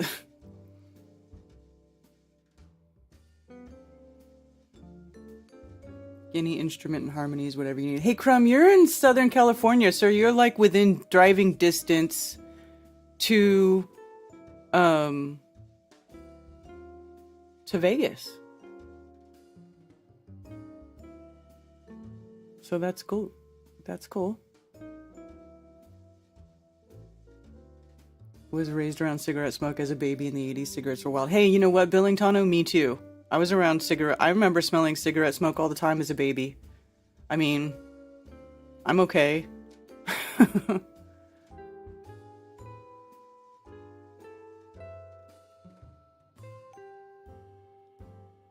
Yeah. I mean, you know, if you guys have a room in the hotel, you can always, if the baby gets overstimulated or whatever, or you guys could take turns staying in the room with the baby. I mean, I know it's kind of rough, but I mean, you could figure stuff out.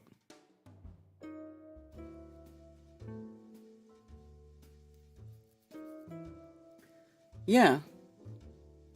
And so Lowry says you guys are all excited about Vegas and you're doing something. I don't know what you guys are doing.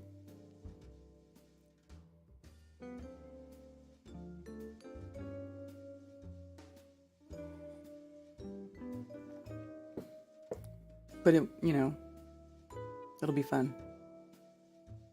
Wait, what? Cigarette smoke inside? Well, I mean, casinos allow cigarettes, don't they?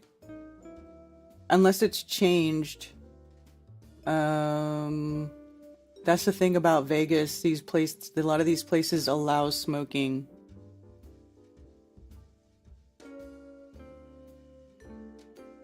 Cammy says, I love babies, I will babysit. Hi, Marty. My dad used to smoke the house out with unfiltered Pall Malls. I turned out just fine. Pall Malls, dude, that's hardcore. Those don't have filters. Wow.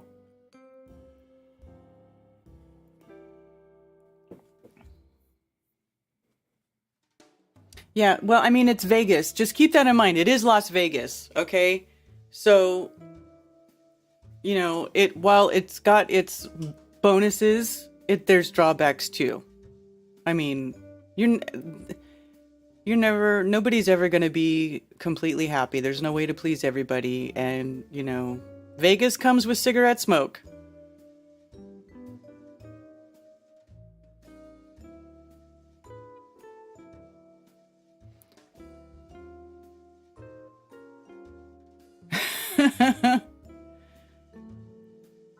Yeah, man, people love babies.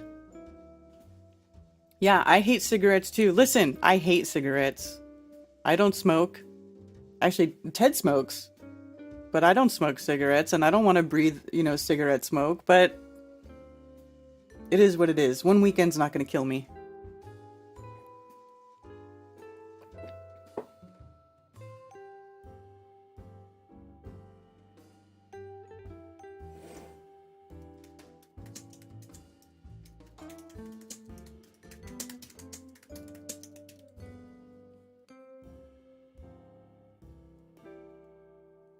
It is better. Hey, but you know what? It's legal. Cannabis is legal in Nevada. It's the land of secondhand debauchery. Right? You can smoke cannabis in Nevada, so it's all good. Right? Don't feel bad. It'll be fine.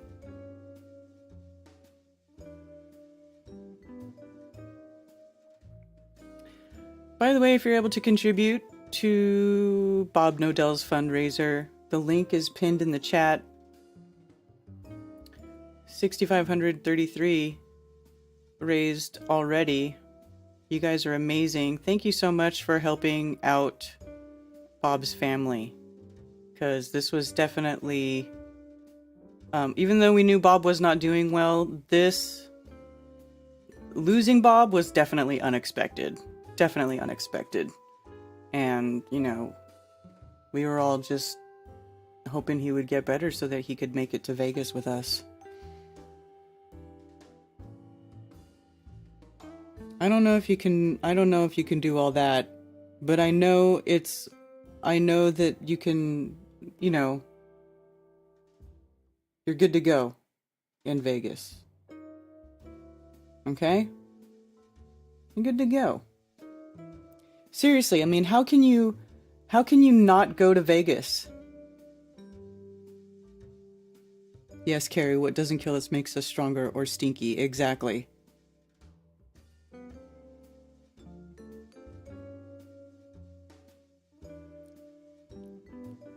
But the awesome thing though is we're going to get to see a ton of flat earthers at this event that we haven't seen for years, you guys. Think about it, like for years. It's been years since we've been able to get people from overseas. I'm pretty sure Iru said he wanted to come to this one. I have to get in touch with him and see if he just wants to hang out or if he actually wants to do a presentation. Because that would be cool to have Iru. And Mark Devlin I've reached out to. And maybe we'll see about even Dave Murphy. I would like to see Dave Murphy come back too. I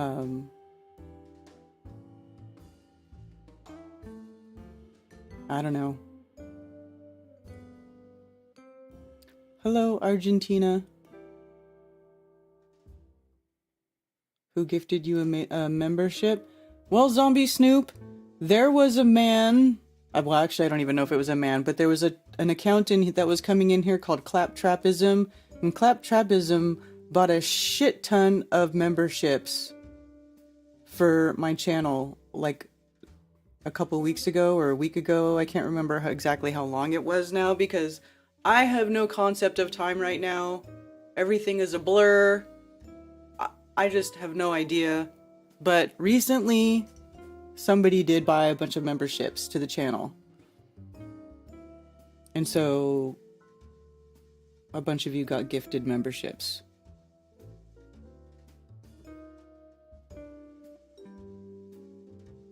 Yes. Yes. Mark and I are doing tomorrow will be a show where we honor Bob, for sure. I made a special thumbnail for it. Let me see if I can find it. I'll show it to you.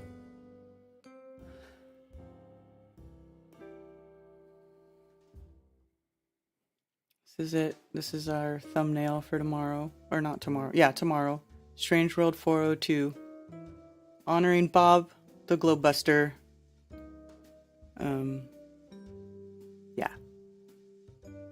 So, and of course, Strange World's always a call-in show, so you guys will be able to call in tomorrow and maybe say a piece about Bob if you want. You can call in now and say a piece about Bob if you want. The phones are open, 848-222-2480. It's the same number to call in Strange World.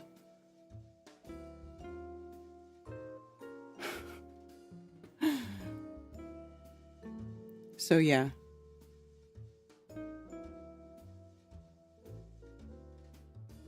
You quit SIGs February 2nd of this year, Crumb? I can't even believe how much better I feel. Why didn't anyone tell me SIGs are bad? Did you really quit? Good for you.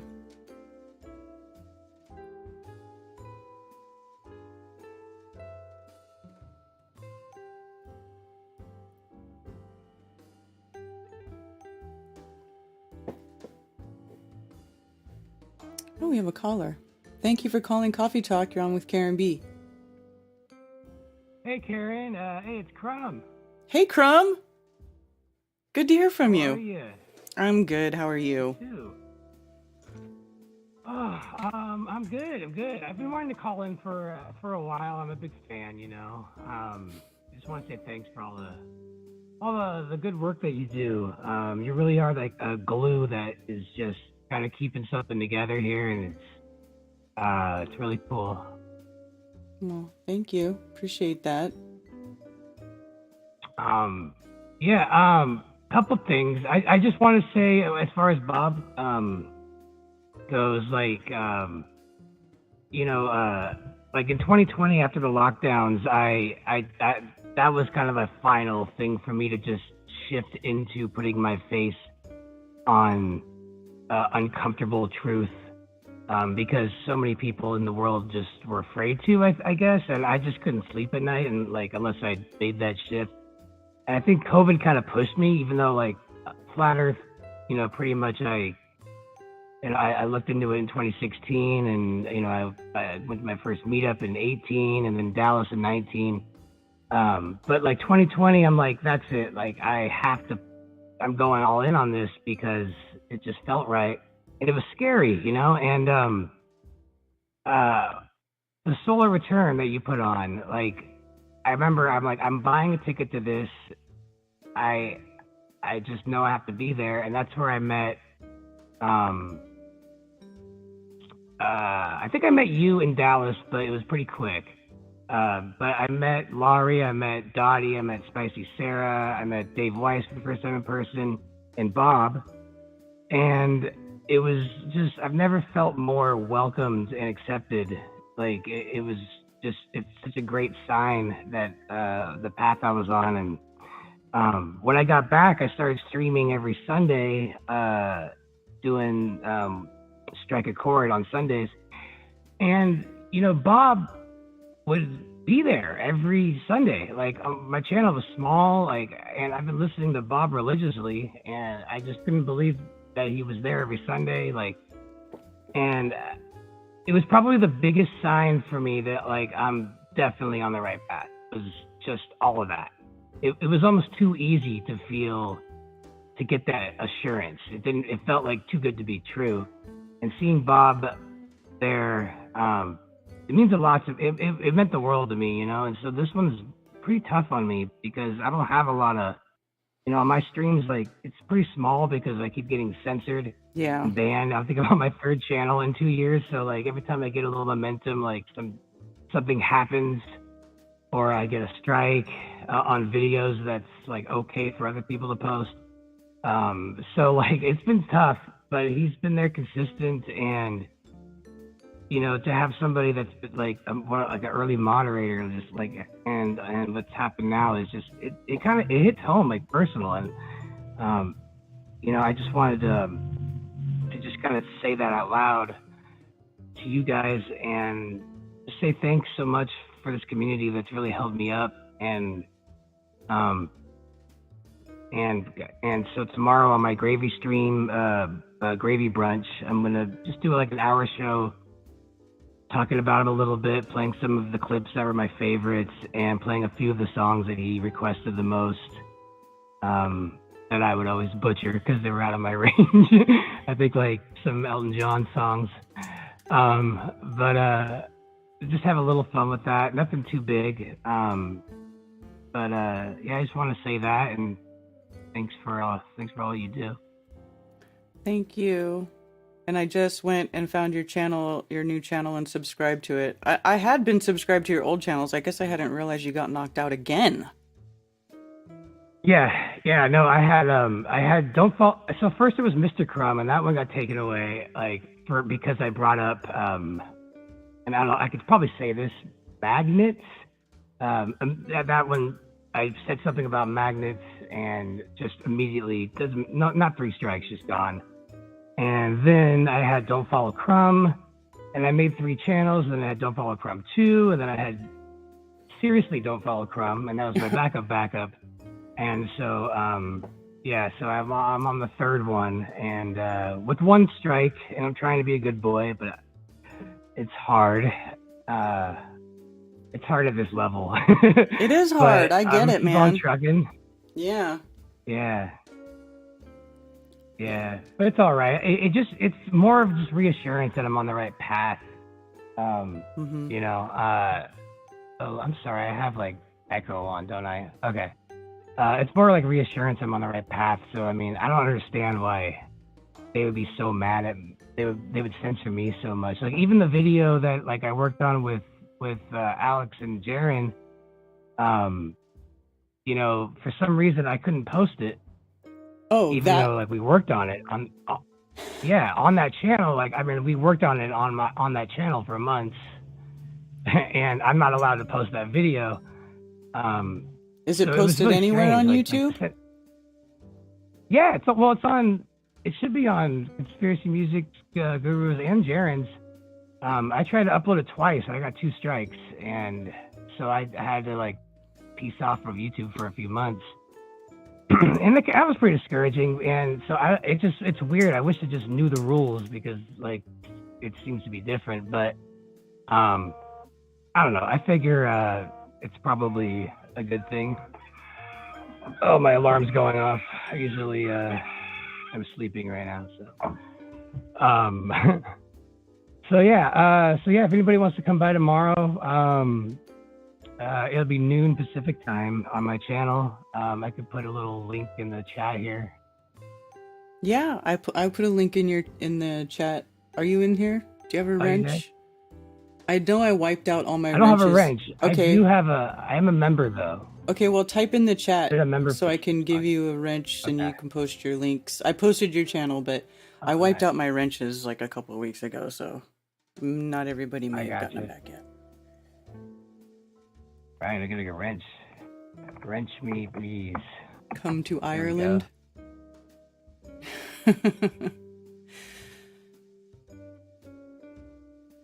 There you go. Bob Follow Crumb, says Cammy. Never could do as he's told. I mean, I changed my channel to Don't Follow Crumb because I kept getting censored. So I'm like, maybe if I do this, YouTube will like, you know, I'll be like, hey, I'm not trying to bring people here. Because my original channel was my artist name, Mr. Crumb, and so then I went with Don't Follow.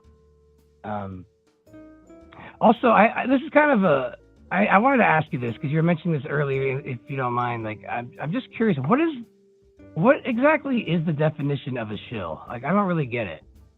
Like, is it somebody that's selling something, or is it like a CIA agent? Well, I think in the way that it's being used, it's like a shill is like somebody who is, I'm not even sure how honestly, I don't even know what Eric Dubé meant by using that word shill, because shill is like, it's like if you're selling something, but but you know it's not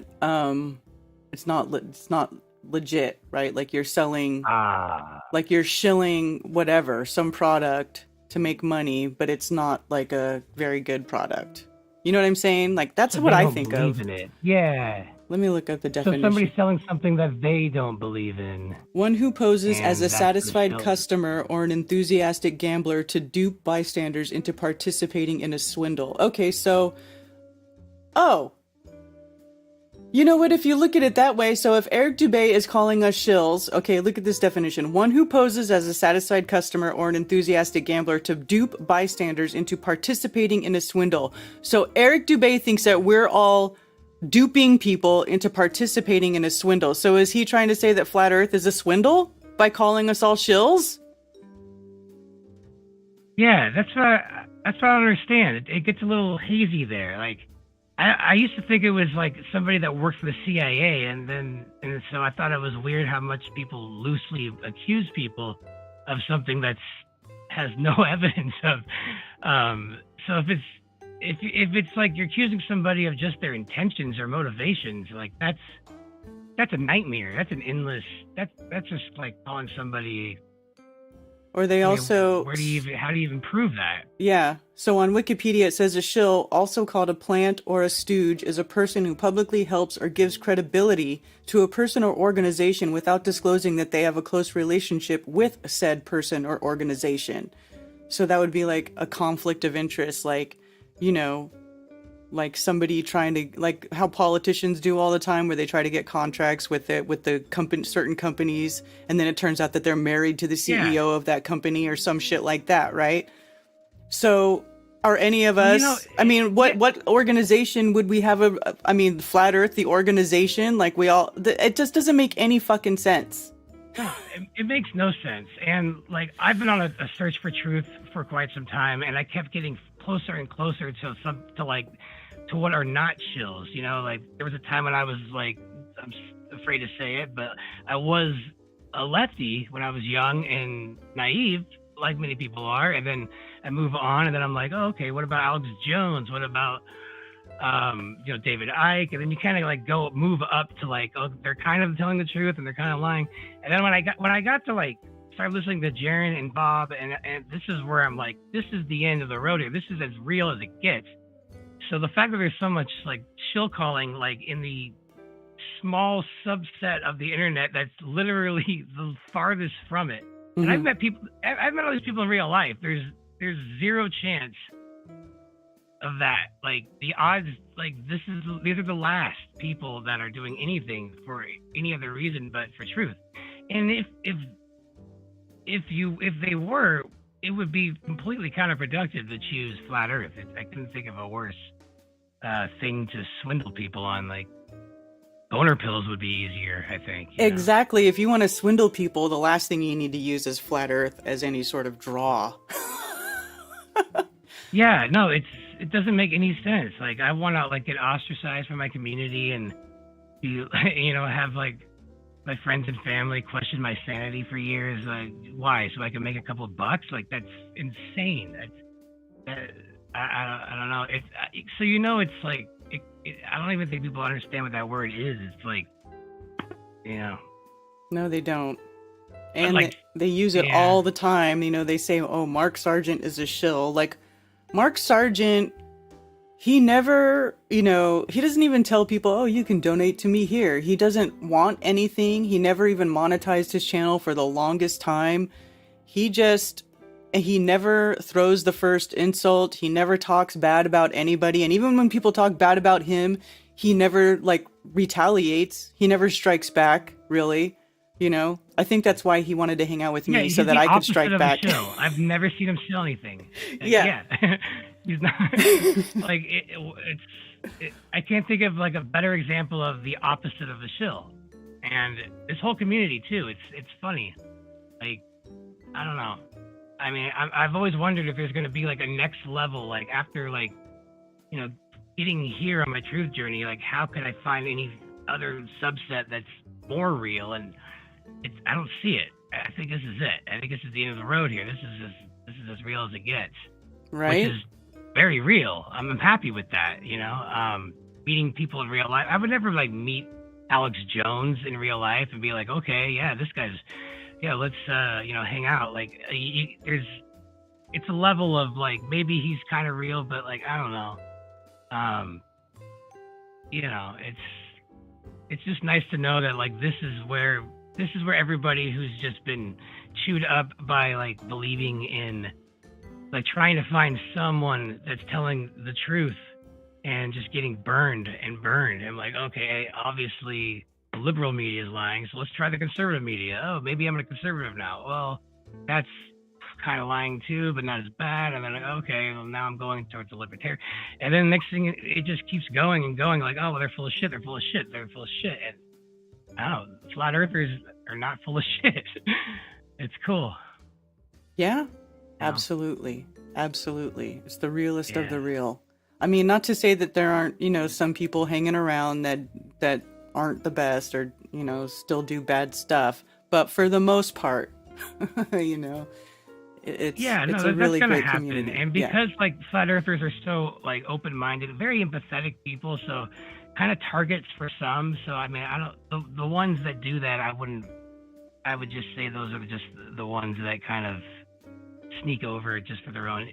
But that makes sense. Like we are a lot of the people in the truth community are really sweet and probably don't have the best boundaries because they just have so much love and kind of open up to a little bit of being taken advantage of in that regard. But that's it. We're kind of a honeypot for some shitty people, but like for the most part, it's 99% legit. I agree. I mean, the people that I've met in this are like I consider them lifelong friends. Likewise. Yeah. Well, right on, Karen. Thanks for having me. Looking forward to Vegas. What are the dates again on that? October 21st and 22nd, 2023. Dope. All right. On. Well, thanks for having me on. Yeah, thanks for calling. Pass your link out. All right. Oh, yeah, I did. Cool. Okay, good. All right, Bye, Crumb. guys. Bye. Cheers. Don't follow Crumb, y'all. Awesome dude.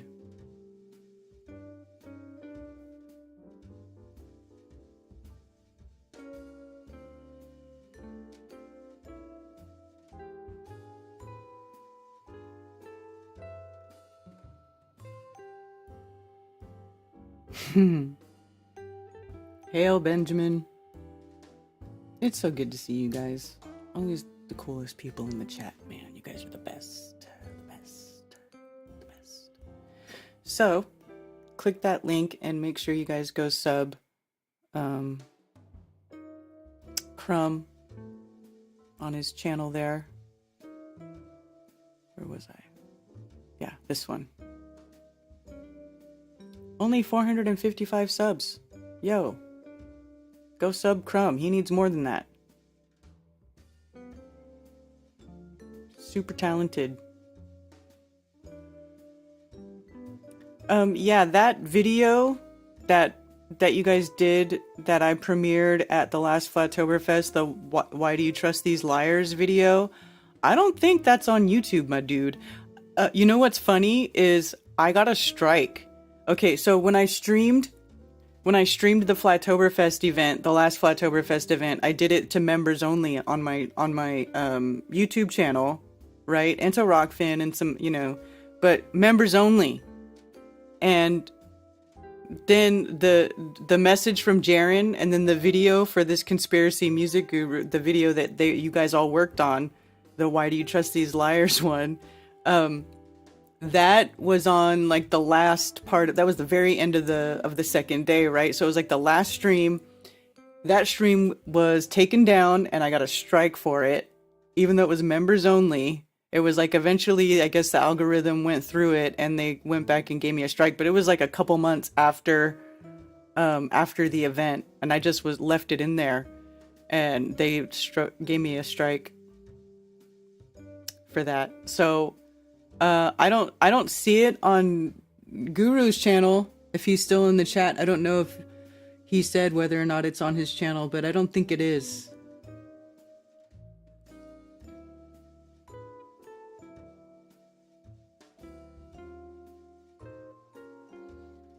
Bob was either researching something new to teach or supporting Flat Earth channels of all sizes. It was his true passion to share his truth. That's for sure, Bob.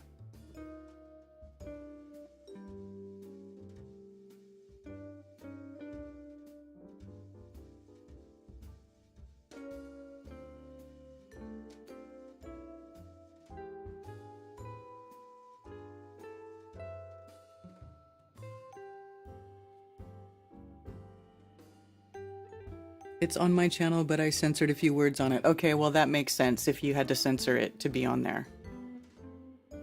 Oh, here it is.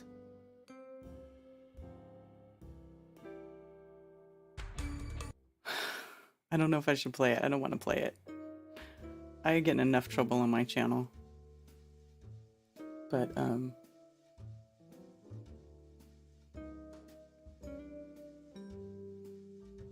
so there it is, censored. Yeah, that got me a hard strike on my channel.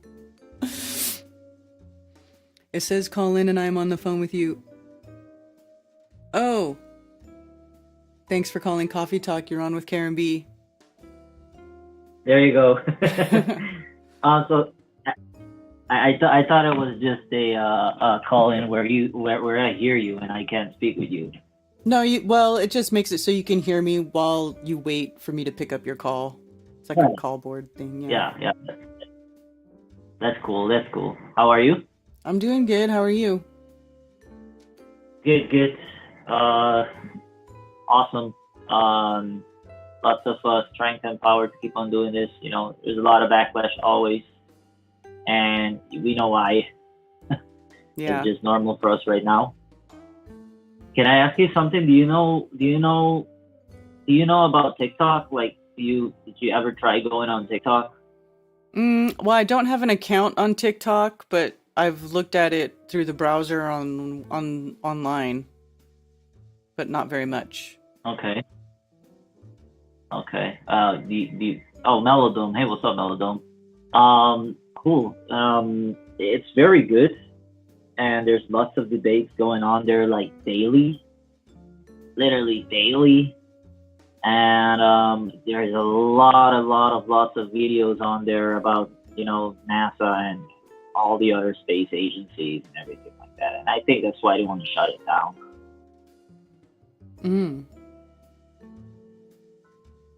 Yeah. Not because of TikTok and China and all that. No, it's just because of, like, the truth is coming out there like crazy.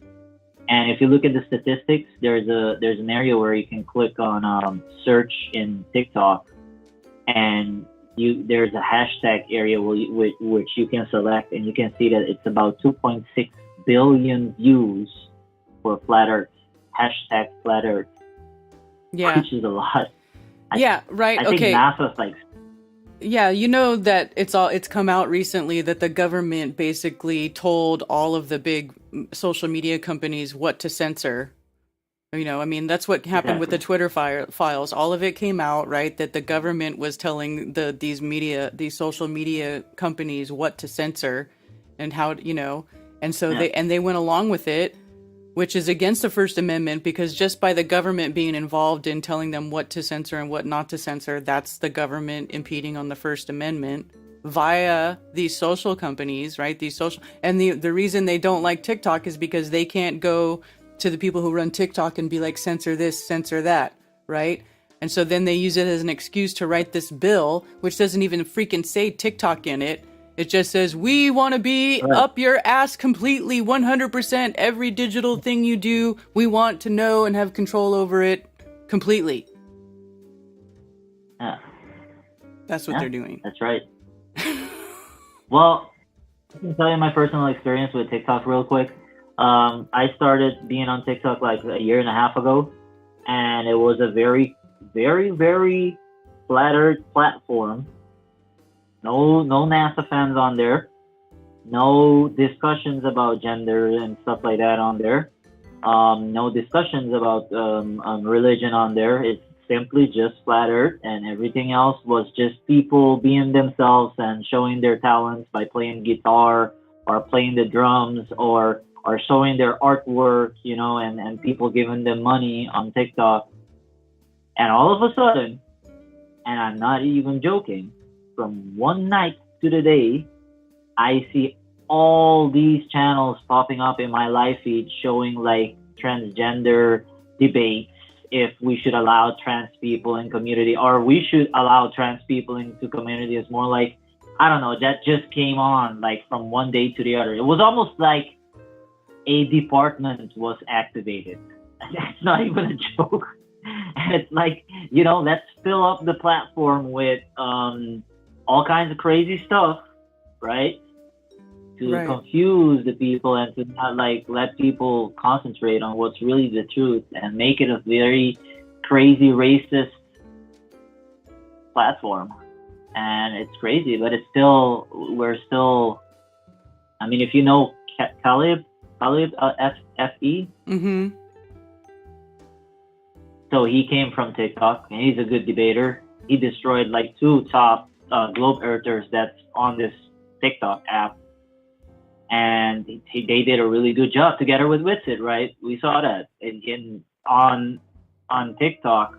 It's almost like these people are paid to be on 8 hours a day, maybe a little bit less, but daily to fight flat earthers. Grown men, professional grown men are in there to fight flat earthers like 6 hours a day. It's almost like a daily job for them.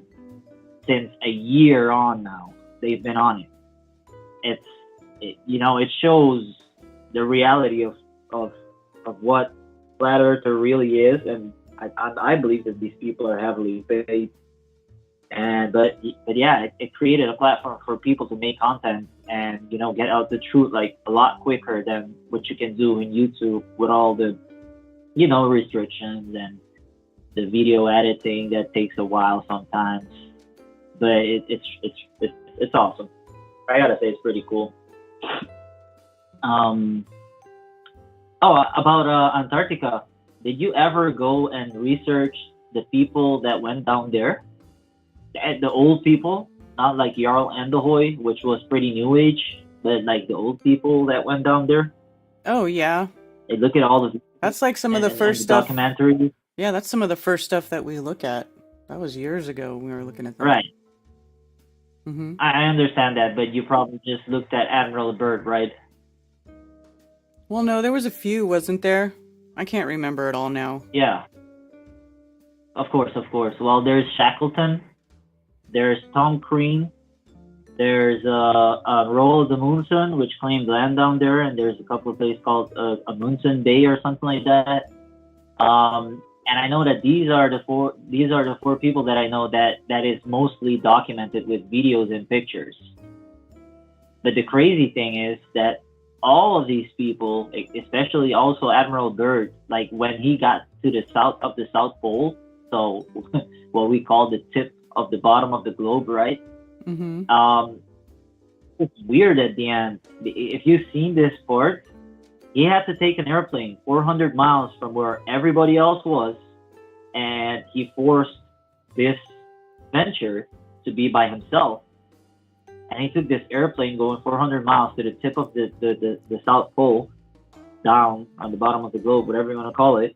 And he spent 7 months down there without recording anything, as in videos and stuff like that, which is kind of weird. He recorded like I'm so sorry. No, he did record something which was kind of weird, like just like a weather station supposedly he went to for 7 months.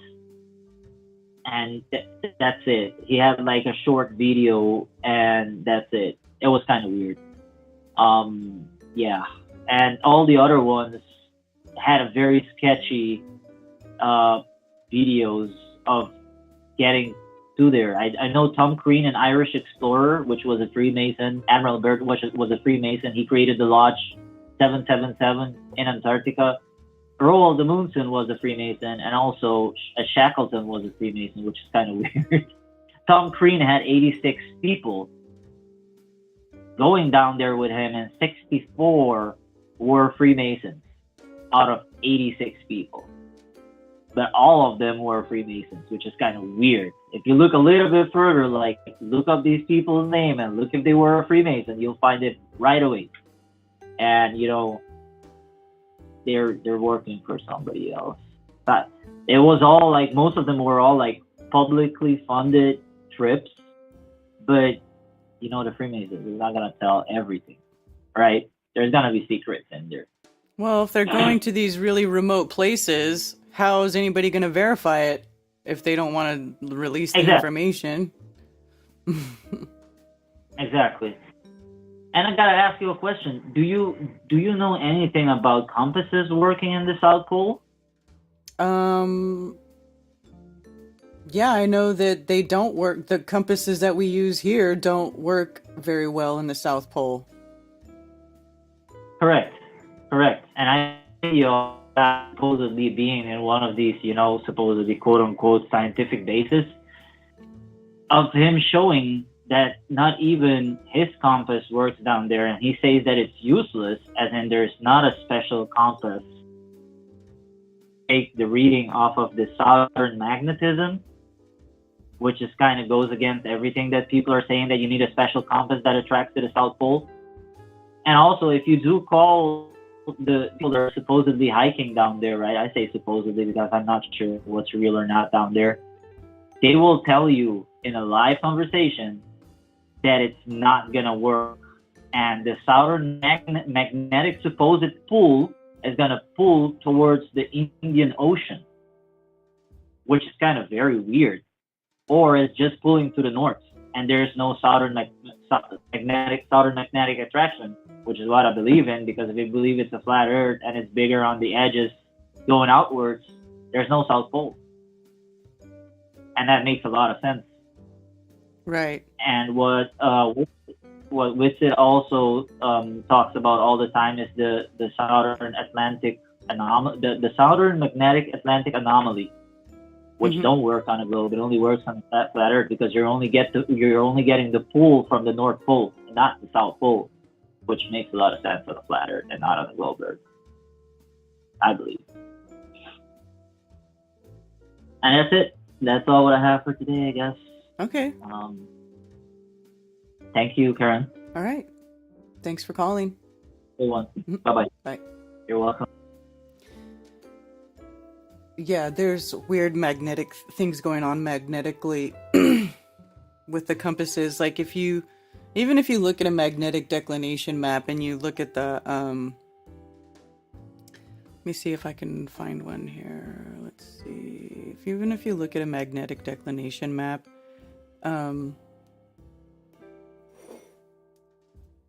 you can see it tells you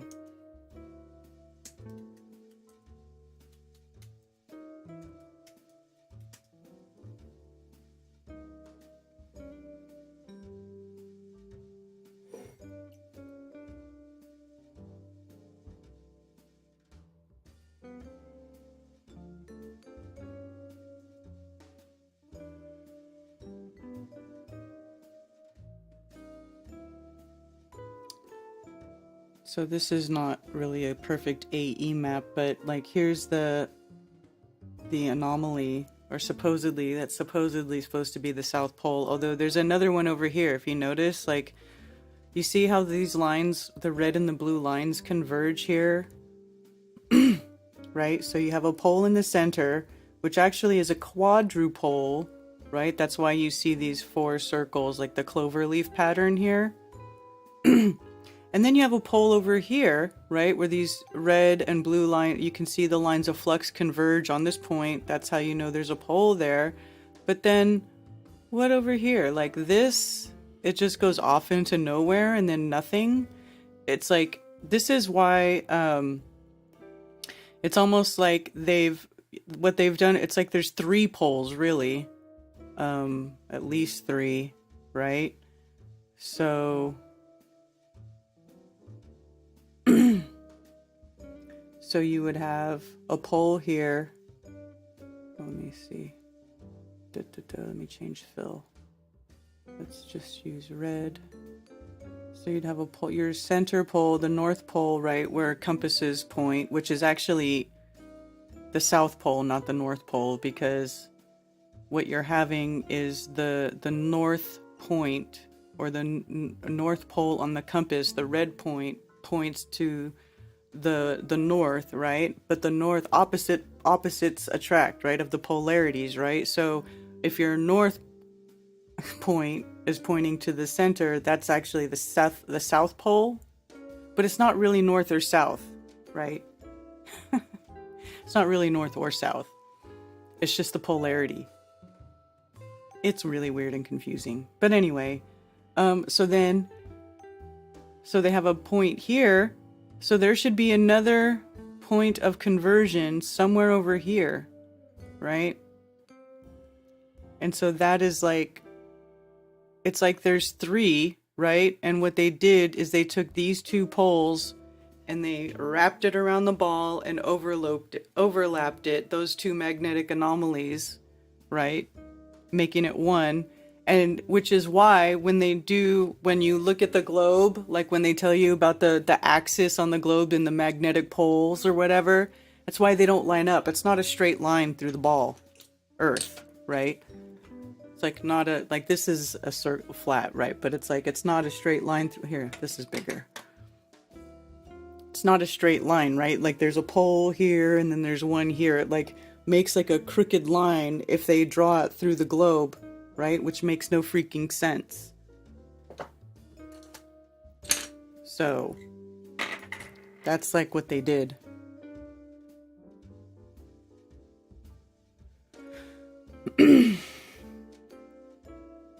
South end of the magnet and the compass, right?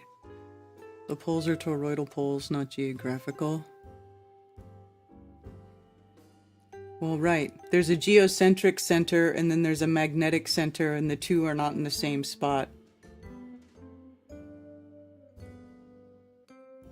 Yes, I know the compass doesn't work in the South Pole. That's what I'm saying. So like if it's pointing, if it wants to follow the lines of flux and they're going completely sideways, that's why the magnetic declination when you go to Antarctica is literally 180 degrees. So they're like, oh, you want to point to the center? Turn around. You know what I'm saying? The declination is 180 degrees in some of these places.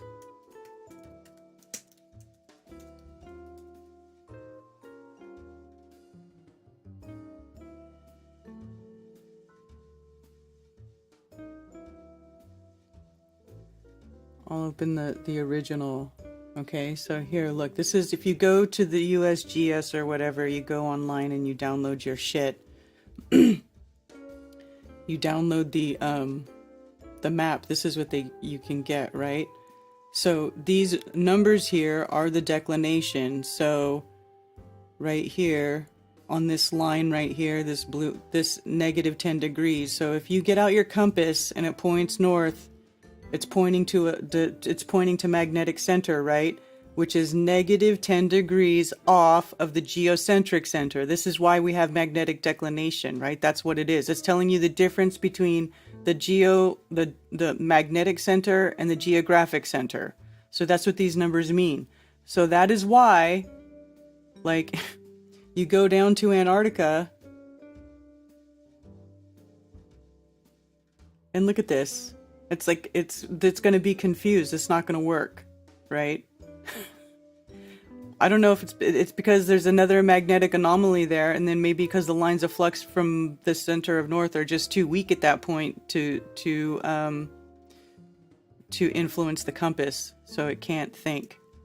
Or it's just like right here, 90 degrees, 80 degrees.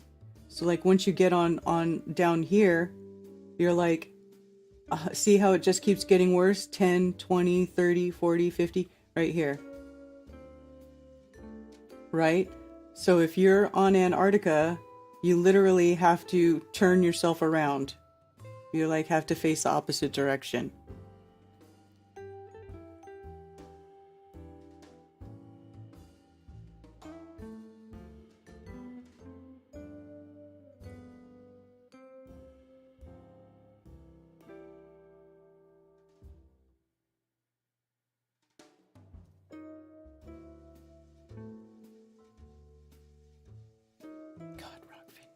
Stop crapping out. Oh, thank you for the tip on Rockfin, James Ritchie. Appreciate you. I think lots of our calling shill are just jealous, wanted fame. You know what? I think a lot of it is people love attention, man. They love attention. And I don't understand that. I mean, I know that's like a complete oxymoron coming from someone who does live streaming, but dude, Do you guys remember how many years my channel was up before I was even able to show my face on a live stream on a regular basis? I was mortified. Mortified. It took me a while to get used to it. And even still, I'm just like, you know, I'm never gonna be the, hey, look at me.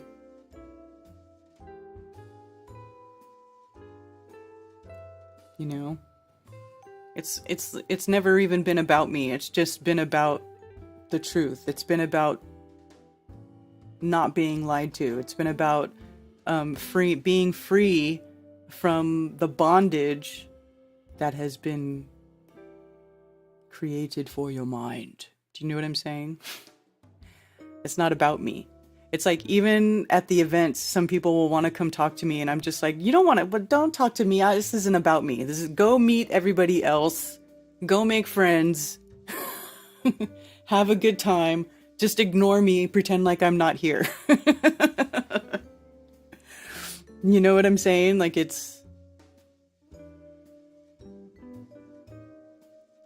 I'm dead sexy, so it isn't hard.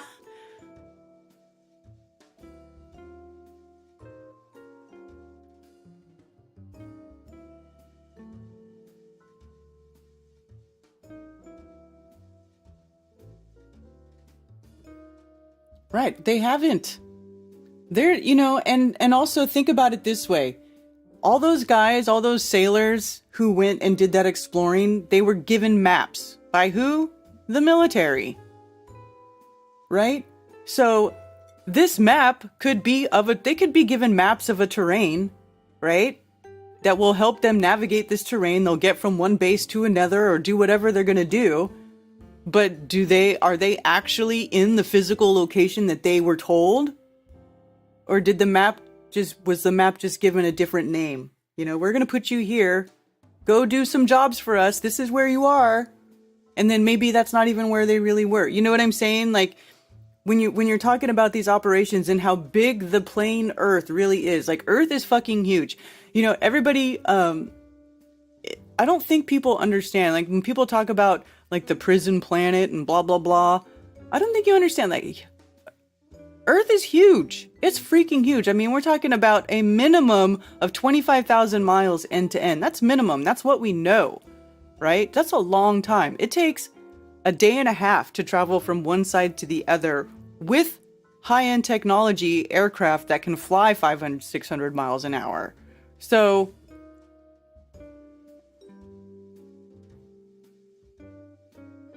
what are you thinking? Haha, Karen, this is totally your vibe. What? That is it is, right?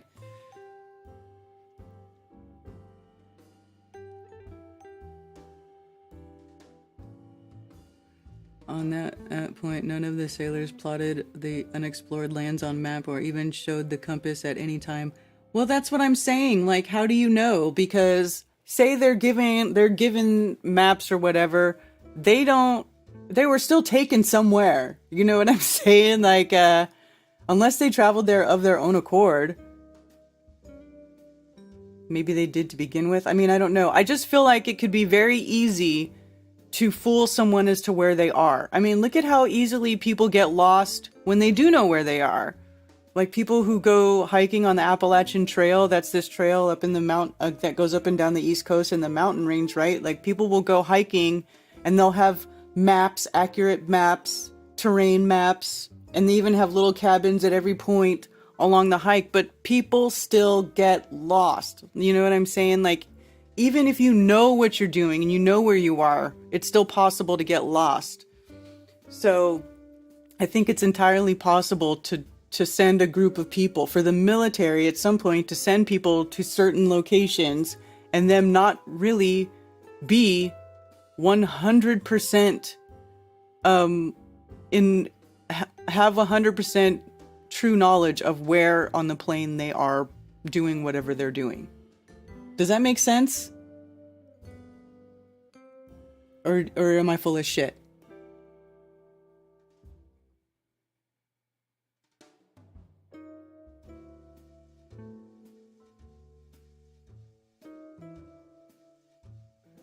None of the sailors plotted the yeah, I already read that. I had a guy tell me today I was going to have a paradigm shift because he talked to an astrophysicist that said the Earth was round. Have to explain science. They would have to have had to use star charts to know where they were considering the compasses were useless. Right. And even then, like, we're not 100% sure of what the stars are, right? Like, I'm pretty convinced that this is how the stars work. I'm pretty convinced that we have copies.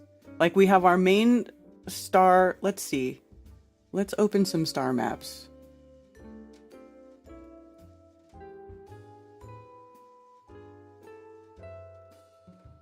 Why is my computer beach balling?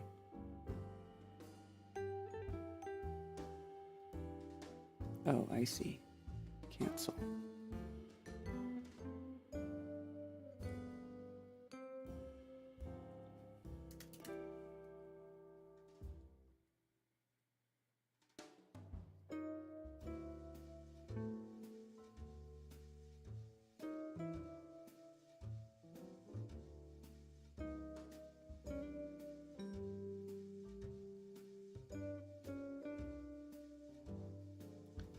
Pretty sure I had some star maps that I had downloaded. This is the problem when I try to do this stuff on the fly. Then I gotta go look for files that I know I have that illustrate precisely what it is I'm thinking of, and then but I never know where the conversation's gonna go, so I always have to stop and try to find shit, like, on the fly. And I'm just not that well organized. Oh, here we go. So this is this thing. Okay, so check this out. This is the star grid vector that Cami originally sent me, right?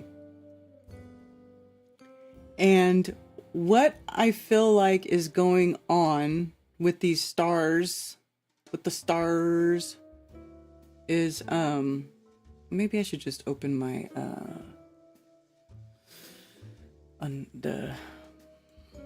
the other thing.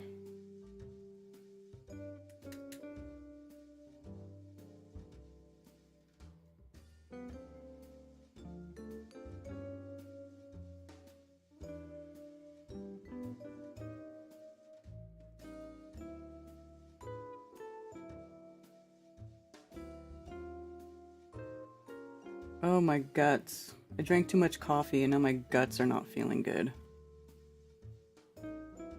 Blah.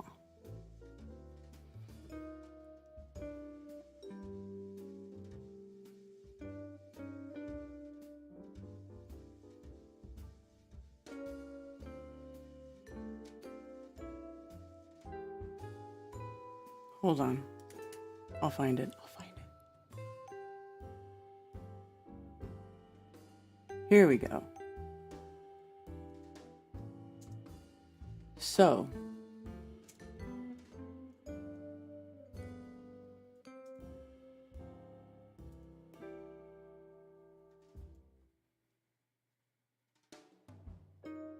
okay, so here, I got it.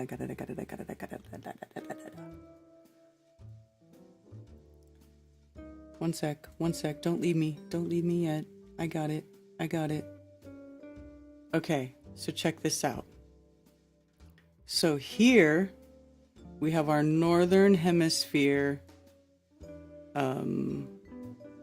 stars. I'll show you. I'll try to illustrate what I think is happening with the stars. And Cammie's here, so she can correct me if I'm wrong. Okay, so here's our, oops,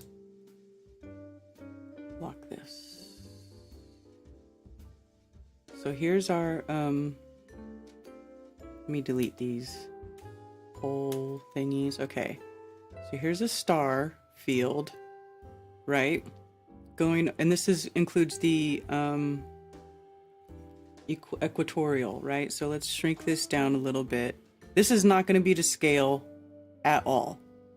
Okay, so roughly these things hang out over to the equator, right? The northern constellations, right?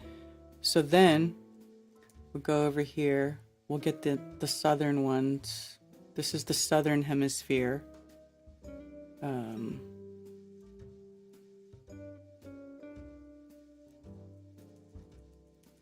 We'll get these stars. Okay. And go over here. And paste. Okay. So here's what I think is happening. Let me see if I can, might even be better to do this over our Gleasons. Maybe,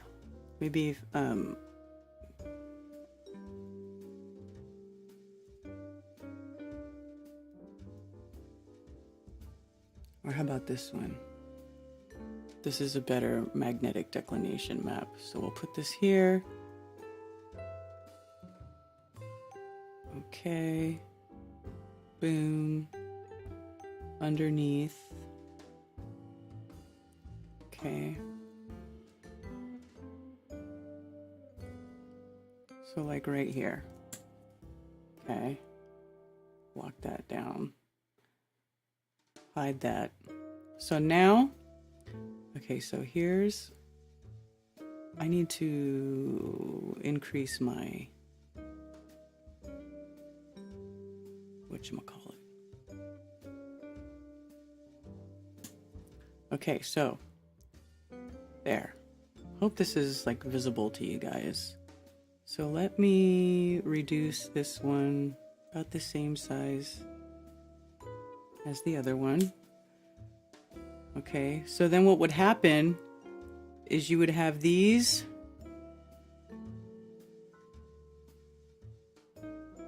right? So here's the center, and then it will have a copy on this side, right? Well, actually, I guess, so you have a pole here. I'll try to make it work with the poles. So let's rotate this, right? Just to make it work better. Then you'll have your, this white blob that's going across, that is the Milky Way. So what you'd have then is a pole here going around, and then a pole on this side, right? Going around that way. Let me see, let me make this, layer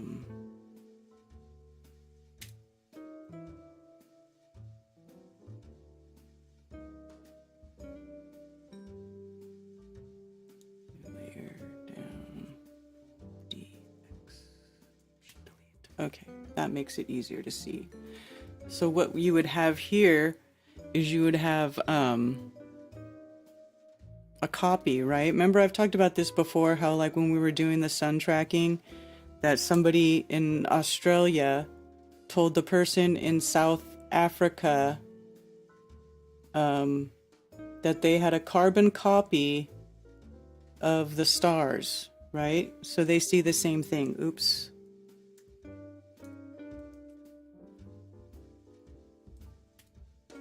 So they see the same thing.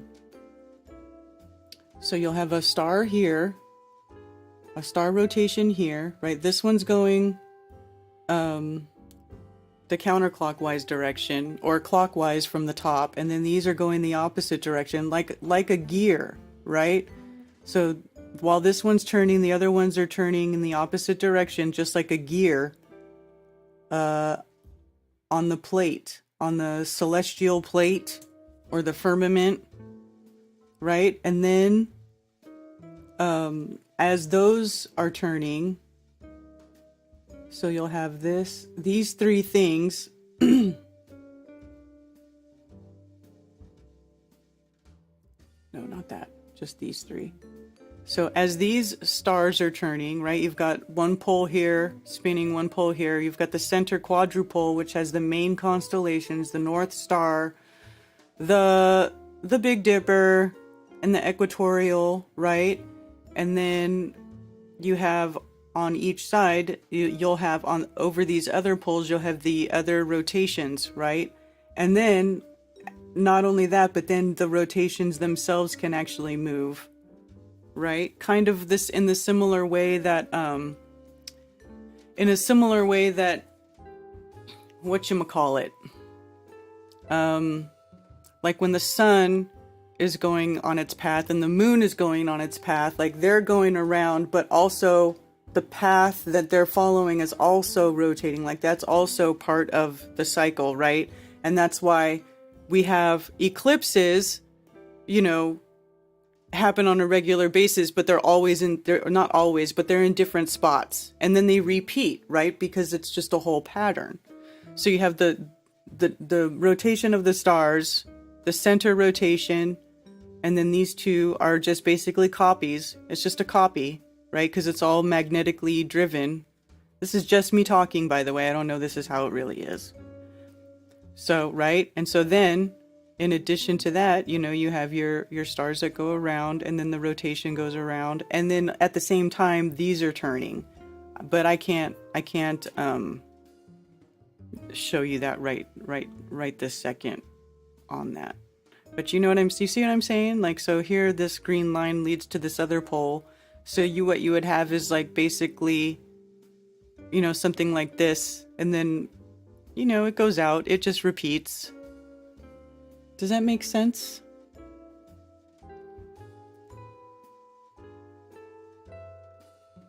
They would have to be star charts, right? So then if the star charts, so that this makes it so, like, if you are using star charts, it doesn't matter if you're in the southern hemisphere, right? It doesn't matter because these stars are a copy of these stars, and so they're still going to lead you in the same way. South Africa Concards are excellent star maps.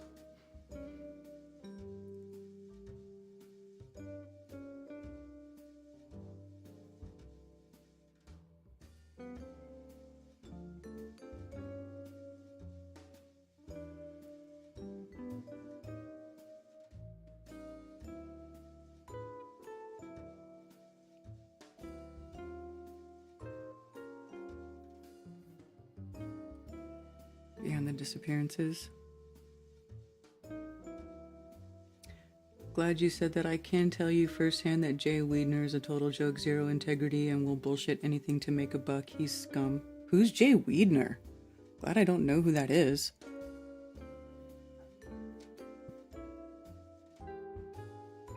Jay Weidner, who used to work with Cliff High, said on Rents, since he was a regular guest, called Flat Earthers crazy, so I emailed both Rents and Jay. Jay replied that it was a CIA psyop. That doesn't even make sense.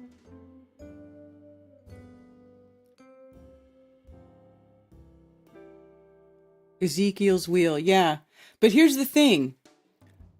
It's hard to get the dome part out of your mind because we see in a dome, but I don't think there is actually a dome anywhere, if that makes sense. I'm leaning towards it's not a dome, it's flat. The ceiling is flat, the ground is flat, and then how we see from our point of view gives it that dome-ish effect. So I don't think there really is a dome.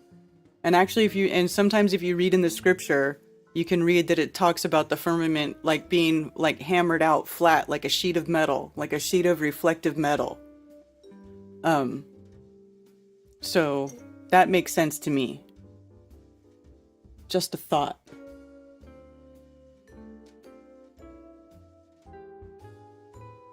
No, it doesn't have to be, no.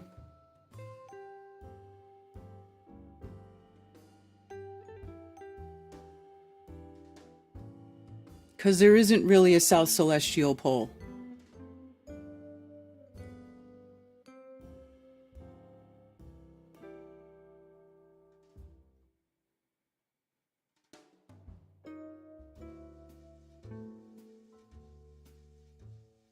A copy or refraction of the firmament. You gave me the idea the dome could be any shape convex to us.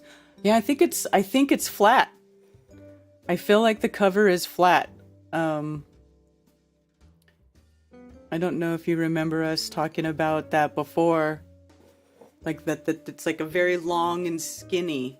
Like the proportions, if you think about the proportions of what we're talking about here, it's a very wide, long, skinny, flat, you know, like the vertical distance is very, very short compared to the horizontal distance, right? From side to side.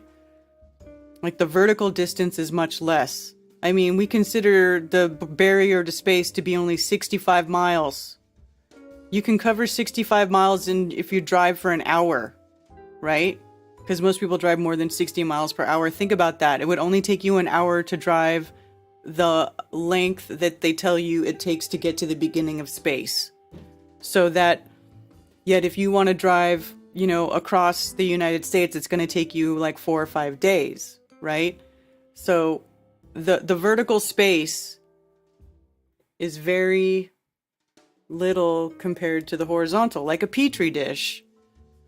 And then if you think about how you are inside of that petri dish, which I know it's kind of a weird, like a very not very pleasant way to describe it, but that's like the shape, right? The dish, the round, shallow. Do you know what I'm saying?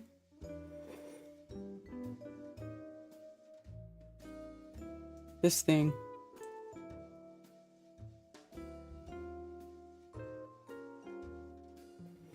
Right? The little pond. Right? So like from here to here, from end to end, this is going to be 25,000 miles. Right?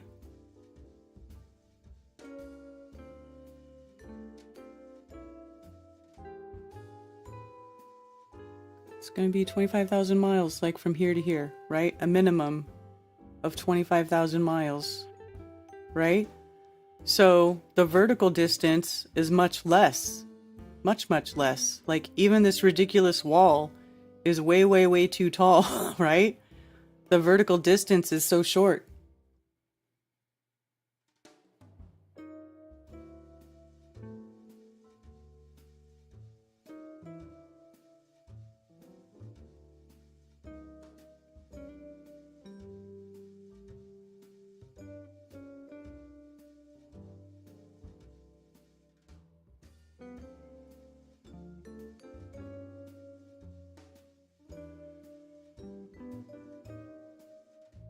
This was way back in 2014. We had few email exchanges, but I stopped following. Oh, I don't know who you're talking about.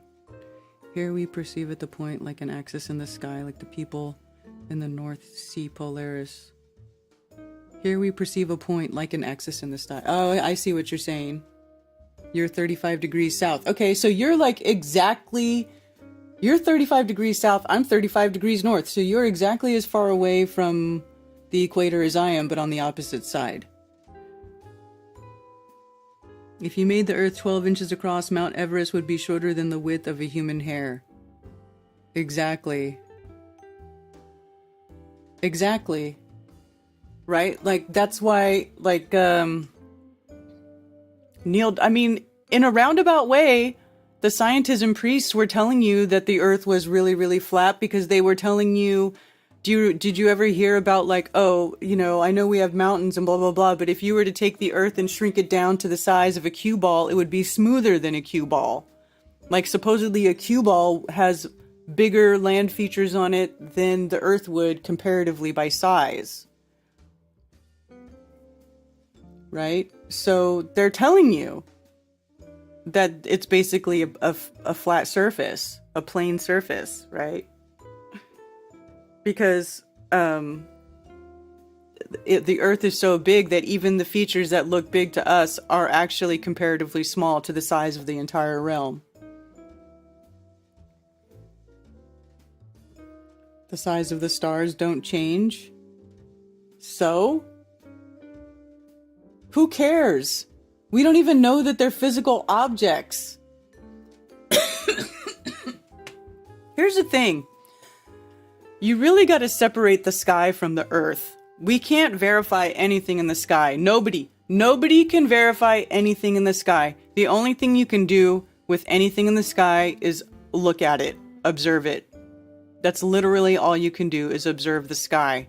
So to me, it is inconsequential what these mysterious luminaries in the sky do or look like, because I can't touch them, I can't manipulate them, I can't measure them. I can't. So, and I don't know anybody who can. So the sky can do whatever it wants. Okay? But the earth is flat. We live here on earth. We're physically here on earth, and we have the means and the capabilities to physically measure the earth's surface. So that's what we do. We measure the earth's surface, and it doesn't match the globe dimensions, right? It doesn't match. Observations don't match. Measurements don't match. Nothing about what we observe and experience here on this plane tells us that we're on a ball spinning through space thousands of miles per hour in multiple directions like the Scrambler ride. You know? So what if the stars don't change size? First of all, it's on a completely different horizontal plane, right? If you think about it, the stars are going to be up near the top, near the firmament. The sun is going to be up near the top, near the firmament. And us visually, as humans, we are much closer to the ground, right? We're on the ground. We're only a few feet above the ground observing everything. And you're talking about objects that are way up in the sky on a completely different horizontal plane, right? It's just going to be it's going to follow different, observationally, it's just going to look different than anything that you look at that is on the same plane as you, right? I mean, it's going to stay visible in the sky for a much longer amount of time. You can see much more sky than you can see Earth, depending on where you're standing, for most people. Right.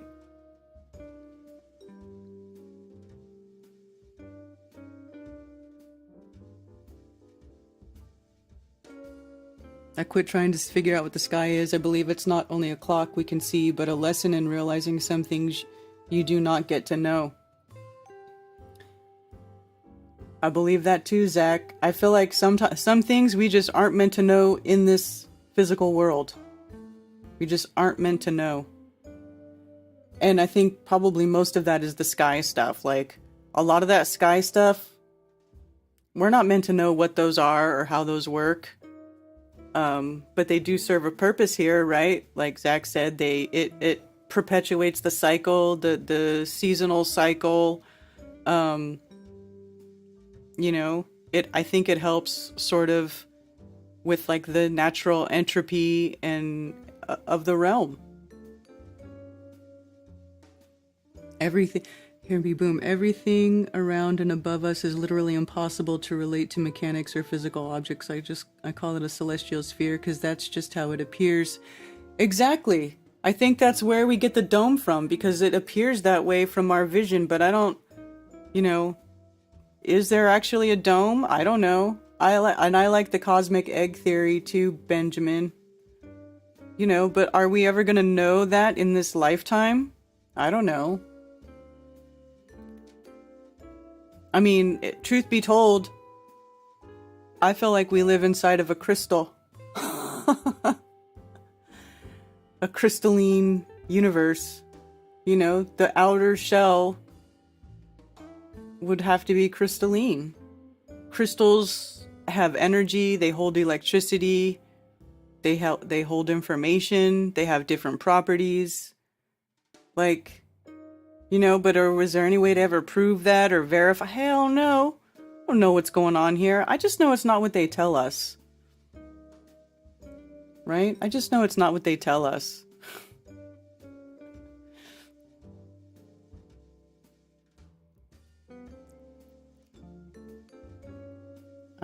But I definitely like, I like to focus on stuff that is here on Earth.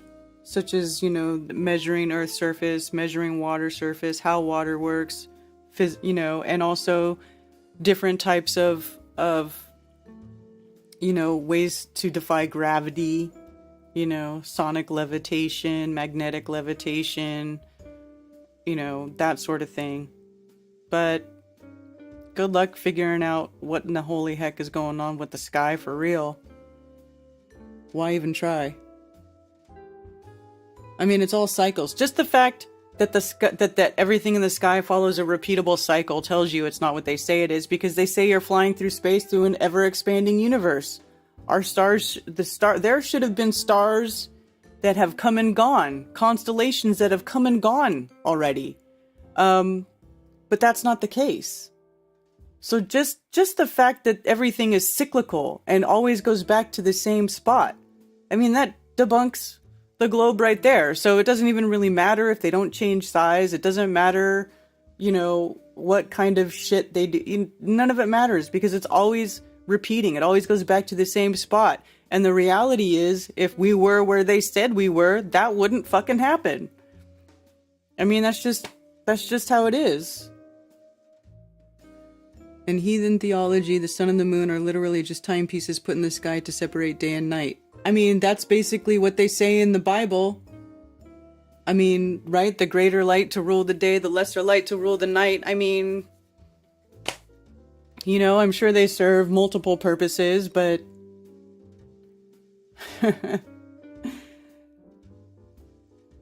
aren't crystals inside of computers? Yes. We have to use crystals to make all our technology. Metal is crystal, gold is a crystal, silver is a crystal. Pretty much everything, every solid mineral matter is crystalline in some point, at some form of, it's crystal. That's how it works.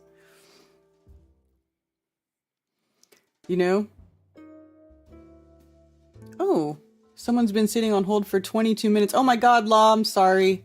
Law, I'm sorry. Why didn't you tell me in chat you were waiting for so long? No worries, Queen Bee. How are you doing today? I'm doing all right, Law. How are you? I'm doing good. I just have a few things to say. I'm at a loss for words as far as Bob is concerned. But I just want to send Cammie and her son Jaron, as well as Zach, my deepest and most sincere condolences. It's, we're not family, but we are almost like family. That's what I consider all of us. I don't know how I would take it if I lost one of mine in the family, and you guys are just like part of my family now. But Bob is a great guy. I think he's figured out the sky now, out of all of us. But I just want to shout out to all the people we've lost, people like Eba, Judy Jedi, and of course Alicia, who passed away after this past Oktoberfest. And Excuse me, that's right. I remember that nice lady that I don't think I'd ever really met her officially, but I remember you talking about her before, or somebody brought it up. That's right. Yeah, Daryl Davis was helping her out with her condition. And that's we also right. lost and a big shout out to Daryl Davis. He is an unbelievable flat earther. He does great work. Him and Thunder Chicken Lee, they work with what our Creator has given us and made into medicines to try and help some of the things that they have caused us to get, the dis-ease that we get. Mm-hmm. And also shout out to Valley Parks. I think a lot of us know her in the chat. She lost her husband a couple of days ago. Yes, thank you for bringing that up. That's right. Shout out to Valley Parks. Yeah.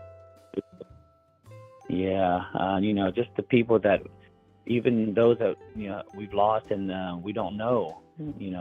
So just shout out to everyone. Keep your heads up there. We're here in spirit, with you. Also, Yeah, I just want to, tell you also about, you're saying, we can't figure things out in the sky. I'm a person who really don't care about the sky. It's a clock to me, Mm-hmm. and it's there for us to enjoy. What I worry most about is what's here, the people among us. I go outside every day and I see God's, the Creator's creation, and but I'm more concerned with the people here that affect us the most. The people in our community and those that are still asleep and wandering around like zombies. While we're over here, we see the truth, we know the truth, but yet we're fighting and still divided. I don't understand those who they know this, and yet they won't take the time to come out and make this community a bigger and better community. We have a lot to share amongst one another, not only just with love and fellowship and companionship, but we have things that we can learn from one another. People think I have a gift in cooking. Okay, well, maybe you have a gift in science or whatever. Others may have a gift in tying shoes that we've never even seen. But if we don't get together and talk to one another, bond with one another, we'll never know these things. We'll never know what's there. People like Zach, who's out there trying to figure out electromagnetism. Mm-hmm. Bob with, flat Earth. You with trying to build the community and having a show for us to come on and talk to spread the word, because each and every one of us on our own cannot reach out to everyone on a bigger platform like you. When you talk, people listen. When I talk, there's no one listening. So I have to ride on the backs of you guys to meet those people and try to bring them together. So, I don't want to say stop looking up, find out where you're at, but look down, look around you, and make this community better. And with that, a hive mind, we can actually go farther than anyone has ever done on their own, individually. Mm-hmm. So, yep. And but I also want to say about the memorial that Nathan, Commercial Sound and Video, is doing on Saturday. I want to be there, but I can't. I already have a previous engagement. I will be in Spartanburg Saturday and Sunday at a Buddhist temple, cooking foods like what I do at Flattoberfest and selling. I'll be there all day Saturday and all day Sunday. I'm not gonna be able to make it to the park. I'll try to listen to the show, Jaron's show, Globebusters, for Bob's memorial. I just want to let you guys know that if anyone want to come out and hang out with me, they're fine to do it. I'll get information out maybe by tomorrow for those who want to come. I'll be there all day and night. In case you can't make it to Greenville, I'll be in Spartanburg. So, all right. But also last shout out is for Peter Jarvio. He's in East Michigan University in Wayne State this week. And Wayne State is where my niece and nephew goes to. Well, my nephew's already out. He's in dental school, but my niece is still going to Wayne State University. I hope he runs into her. And but it's people like Peter that spread the word on the streets. People that actually want to learn. Last night I was at the gym. I ran into one of my old buddies and his son. His son played baseball with my son, and we started talking about the pandemic, and he actually brought up flat Earth, asked me if it's flat or not. And I started talking to him about it. I think he's being flat smacked now. But you guys get out there and talk to people, open their eyes, at least drop the seed. If they don't want it to grow, then it's on them. But if we don't keep trying to wake people up, we're going to be in the same slave system that we've always been in since the day that we were born and to the day that we die, okay, in this realm. So we talk about higher consciousness, but yet no one acts on it. They just only want for themselves. And I get that. I was once there too, but I have nothing I need for myself. I only want to spread the truth to as many people that will listen, and just to make this place better, because I have children who are going to come into this world, who are actually almost in this world now. They're going to be in the working class pretty soon, and they're going to affect your children and your children's children with the things that they do. So it is a vicious cycle. It's a ripple in the pond. You will feel it all the way across it and back, whether or not you see that ripple. It's there, on some certain scale. So please, guys,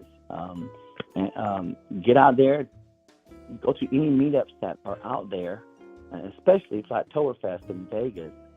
That's going to be huge. And I'm thinking, I want to go there too now. Because, it's going to be a blast. Law. I know, Karen. I'm going to ride the fence on this one, Karen. I'll talk to you more about it. I just, I'm still on the fence, but I'm starting to lean towards going. So, guys, if you're close by or even far away, I'm on the East Coast. Might try to make it out to the West Coast. So if I can do it, I think you guys should too. Yeah. All right. And also shout out to Ariel and Shelly Aller. Shelly did great with the MTV interview. She had a blast, and I wish I would have been there with her. I'm just too far away. I couldn't get there. It was on a Friday. Did they tell her when they were going to be airing it, or if they're going to air it, or what's up with that? If they air it, it's going to be sometime in July or August in one of the episodes. So she'll get the news out. They'll contact her and let her know, and she'll let us know, and I'll let you guys know. Okay. As soon as that hits the airwaves, you guys watch it and give them some views. Like Mark Sargent says, or Sergeant Mark says. What does he say? Any publicity is free publicity.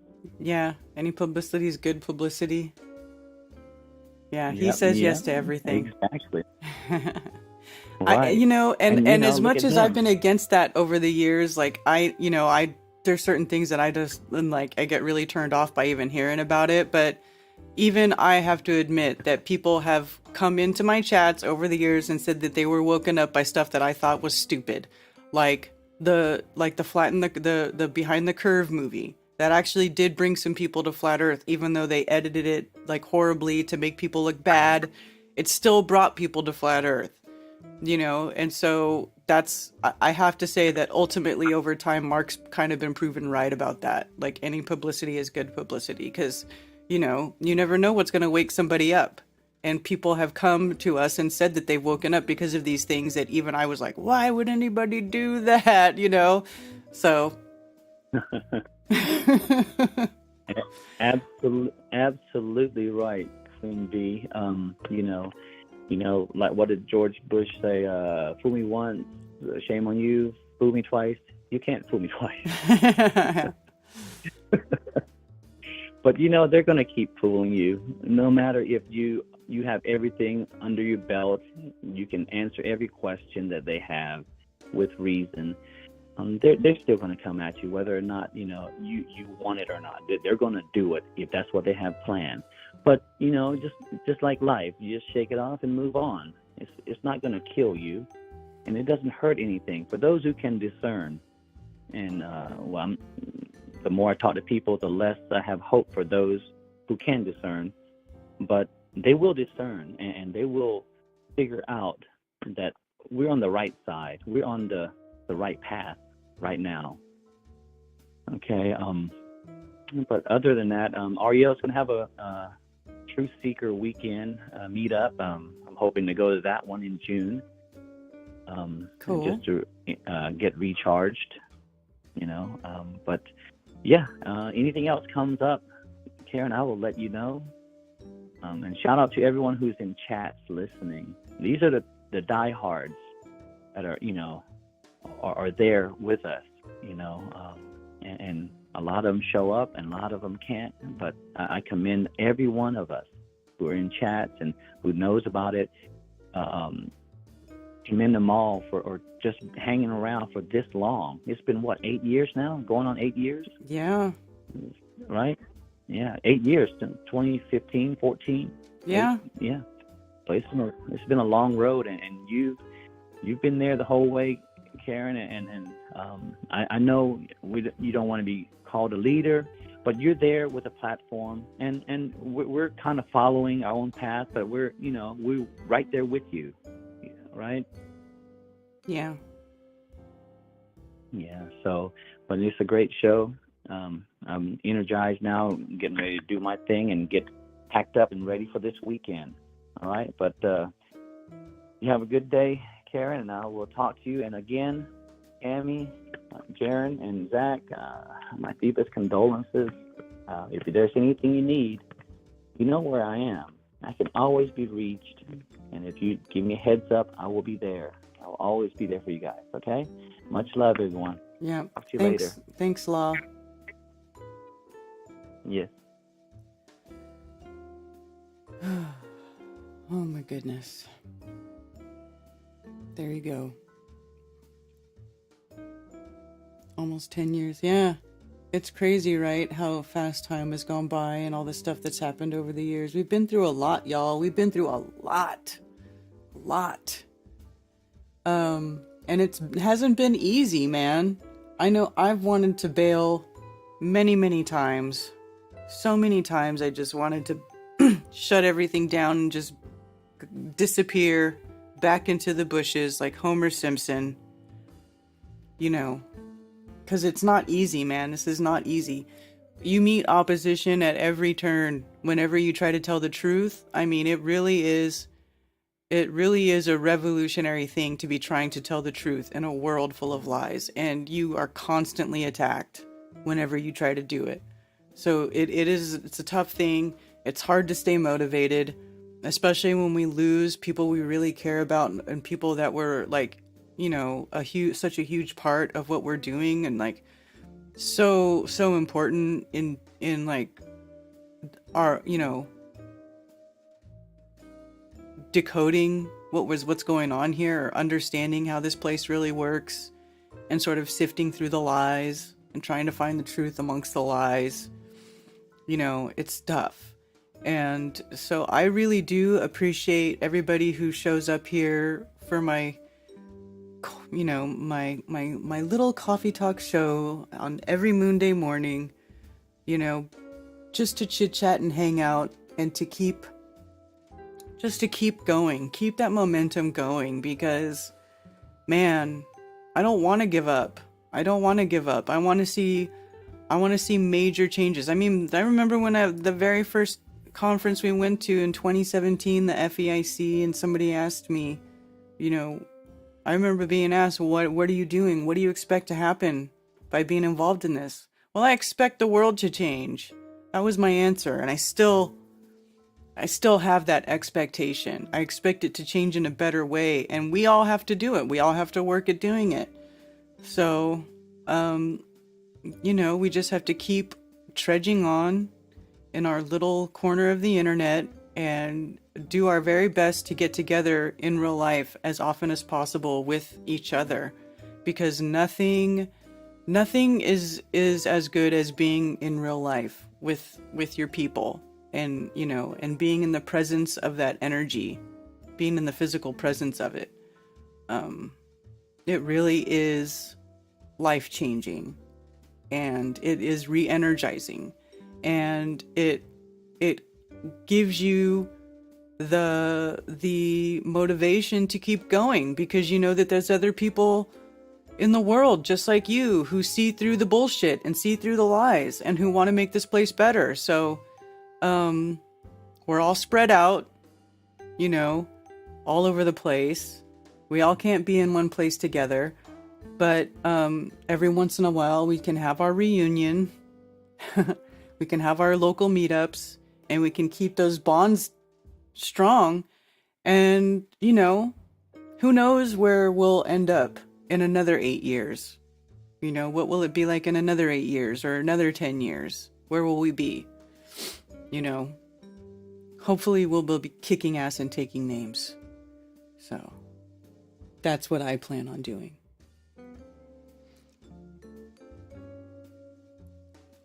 Yeah. We are free men and women. Yeah, exactly. So, thanks, Billingtano. I appreciate you guys too. Like, seriously, you guys are the best. This really is the best group of people ever.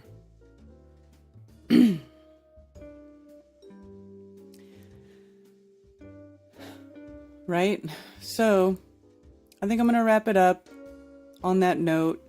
So make sure you join us not this coming Sunday, April 16th, for a celebration of life for Bob Nodell on the Jeranism channel.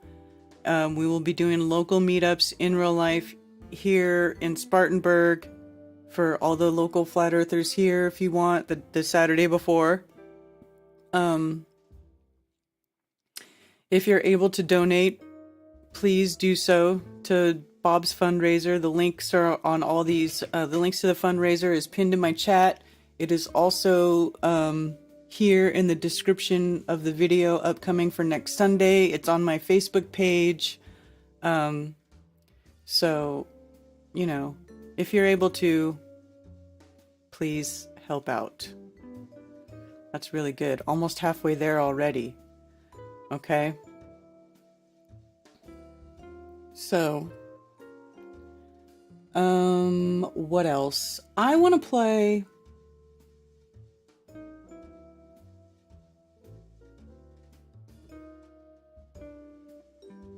Do I have my, no, I can't believe I don't have my, my Flattoberfest. Here, I'll just play it from here. How about, I know where it's at. I know where to find it. I need to load it into my scene.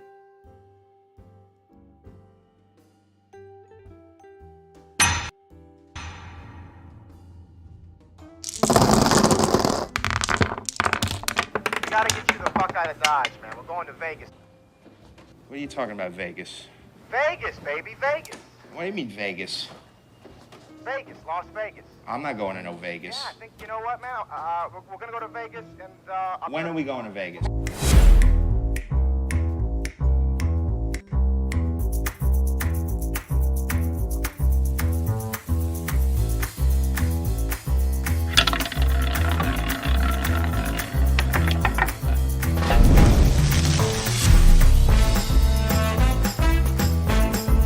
We're gonna give Daddy the Rain Man suite. Do you dig that? We're going to Vegas, Mike. Vegas! You think we get there by midnight? Honey, we're gonna be up 500 by midnight. Ah, Vegas!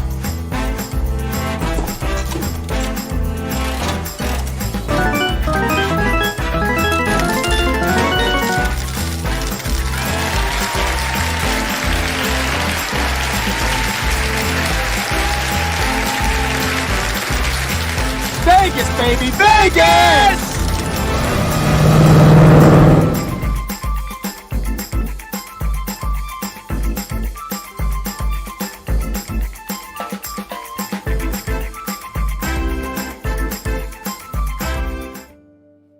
All right, you guys. See you next time. See you tomorrow night for Strange World with Mark Sargent and Vegas Baby Vegas. And for those who wish to send me stuff through snail mail, you can send it to P.O. Box 10, Earl, North Carolina, 28038. There are also links below for Flat Earth merch, and you can send me donations. And I do appreciate all the support. Sincerely, thank you very much.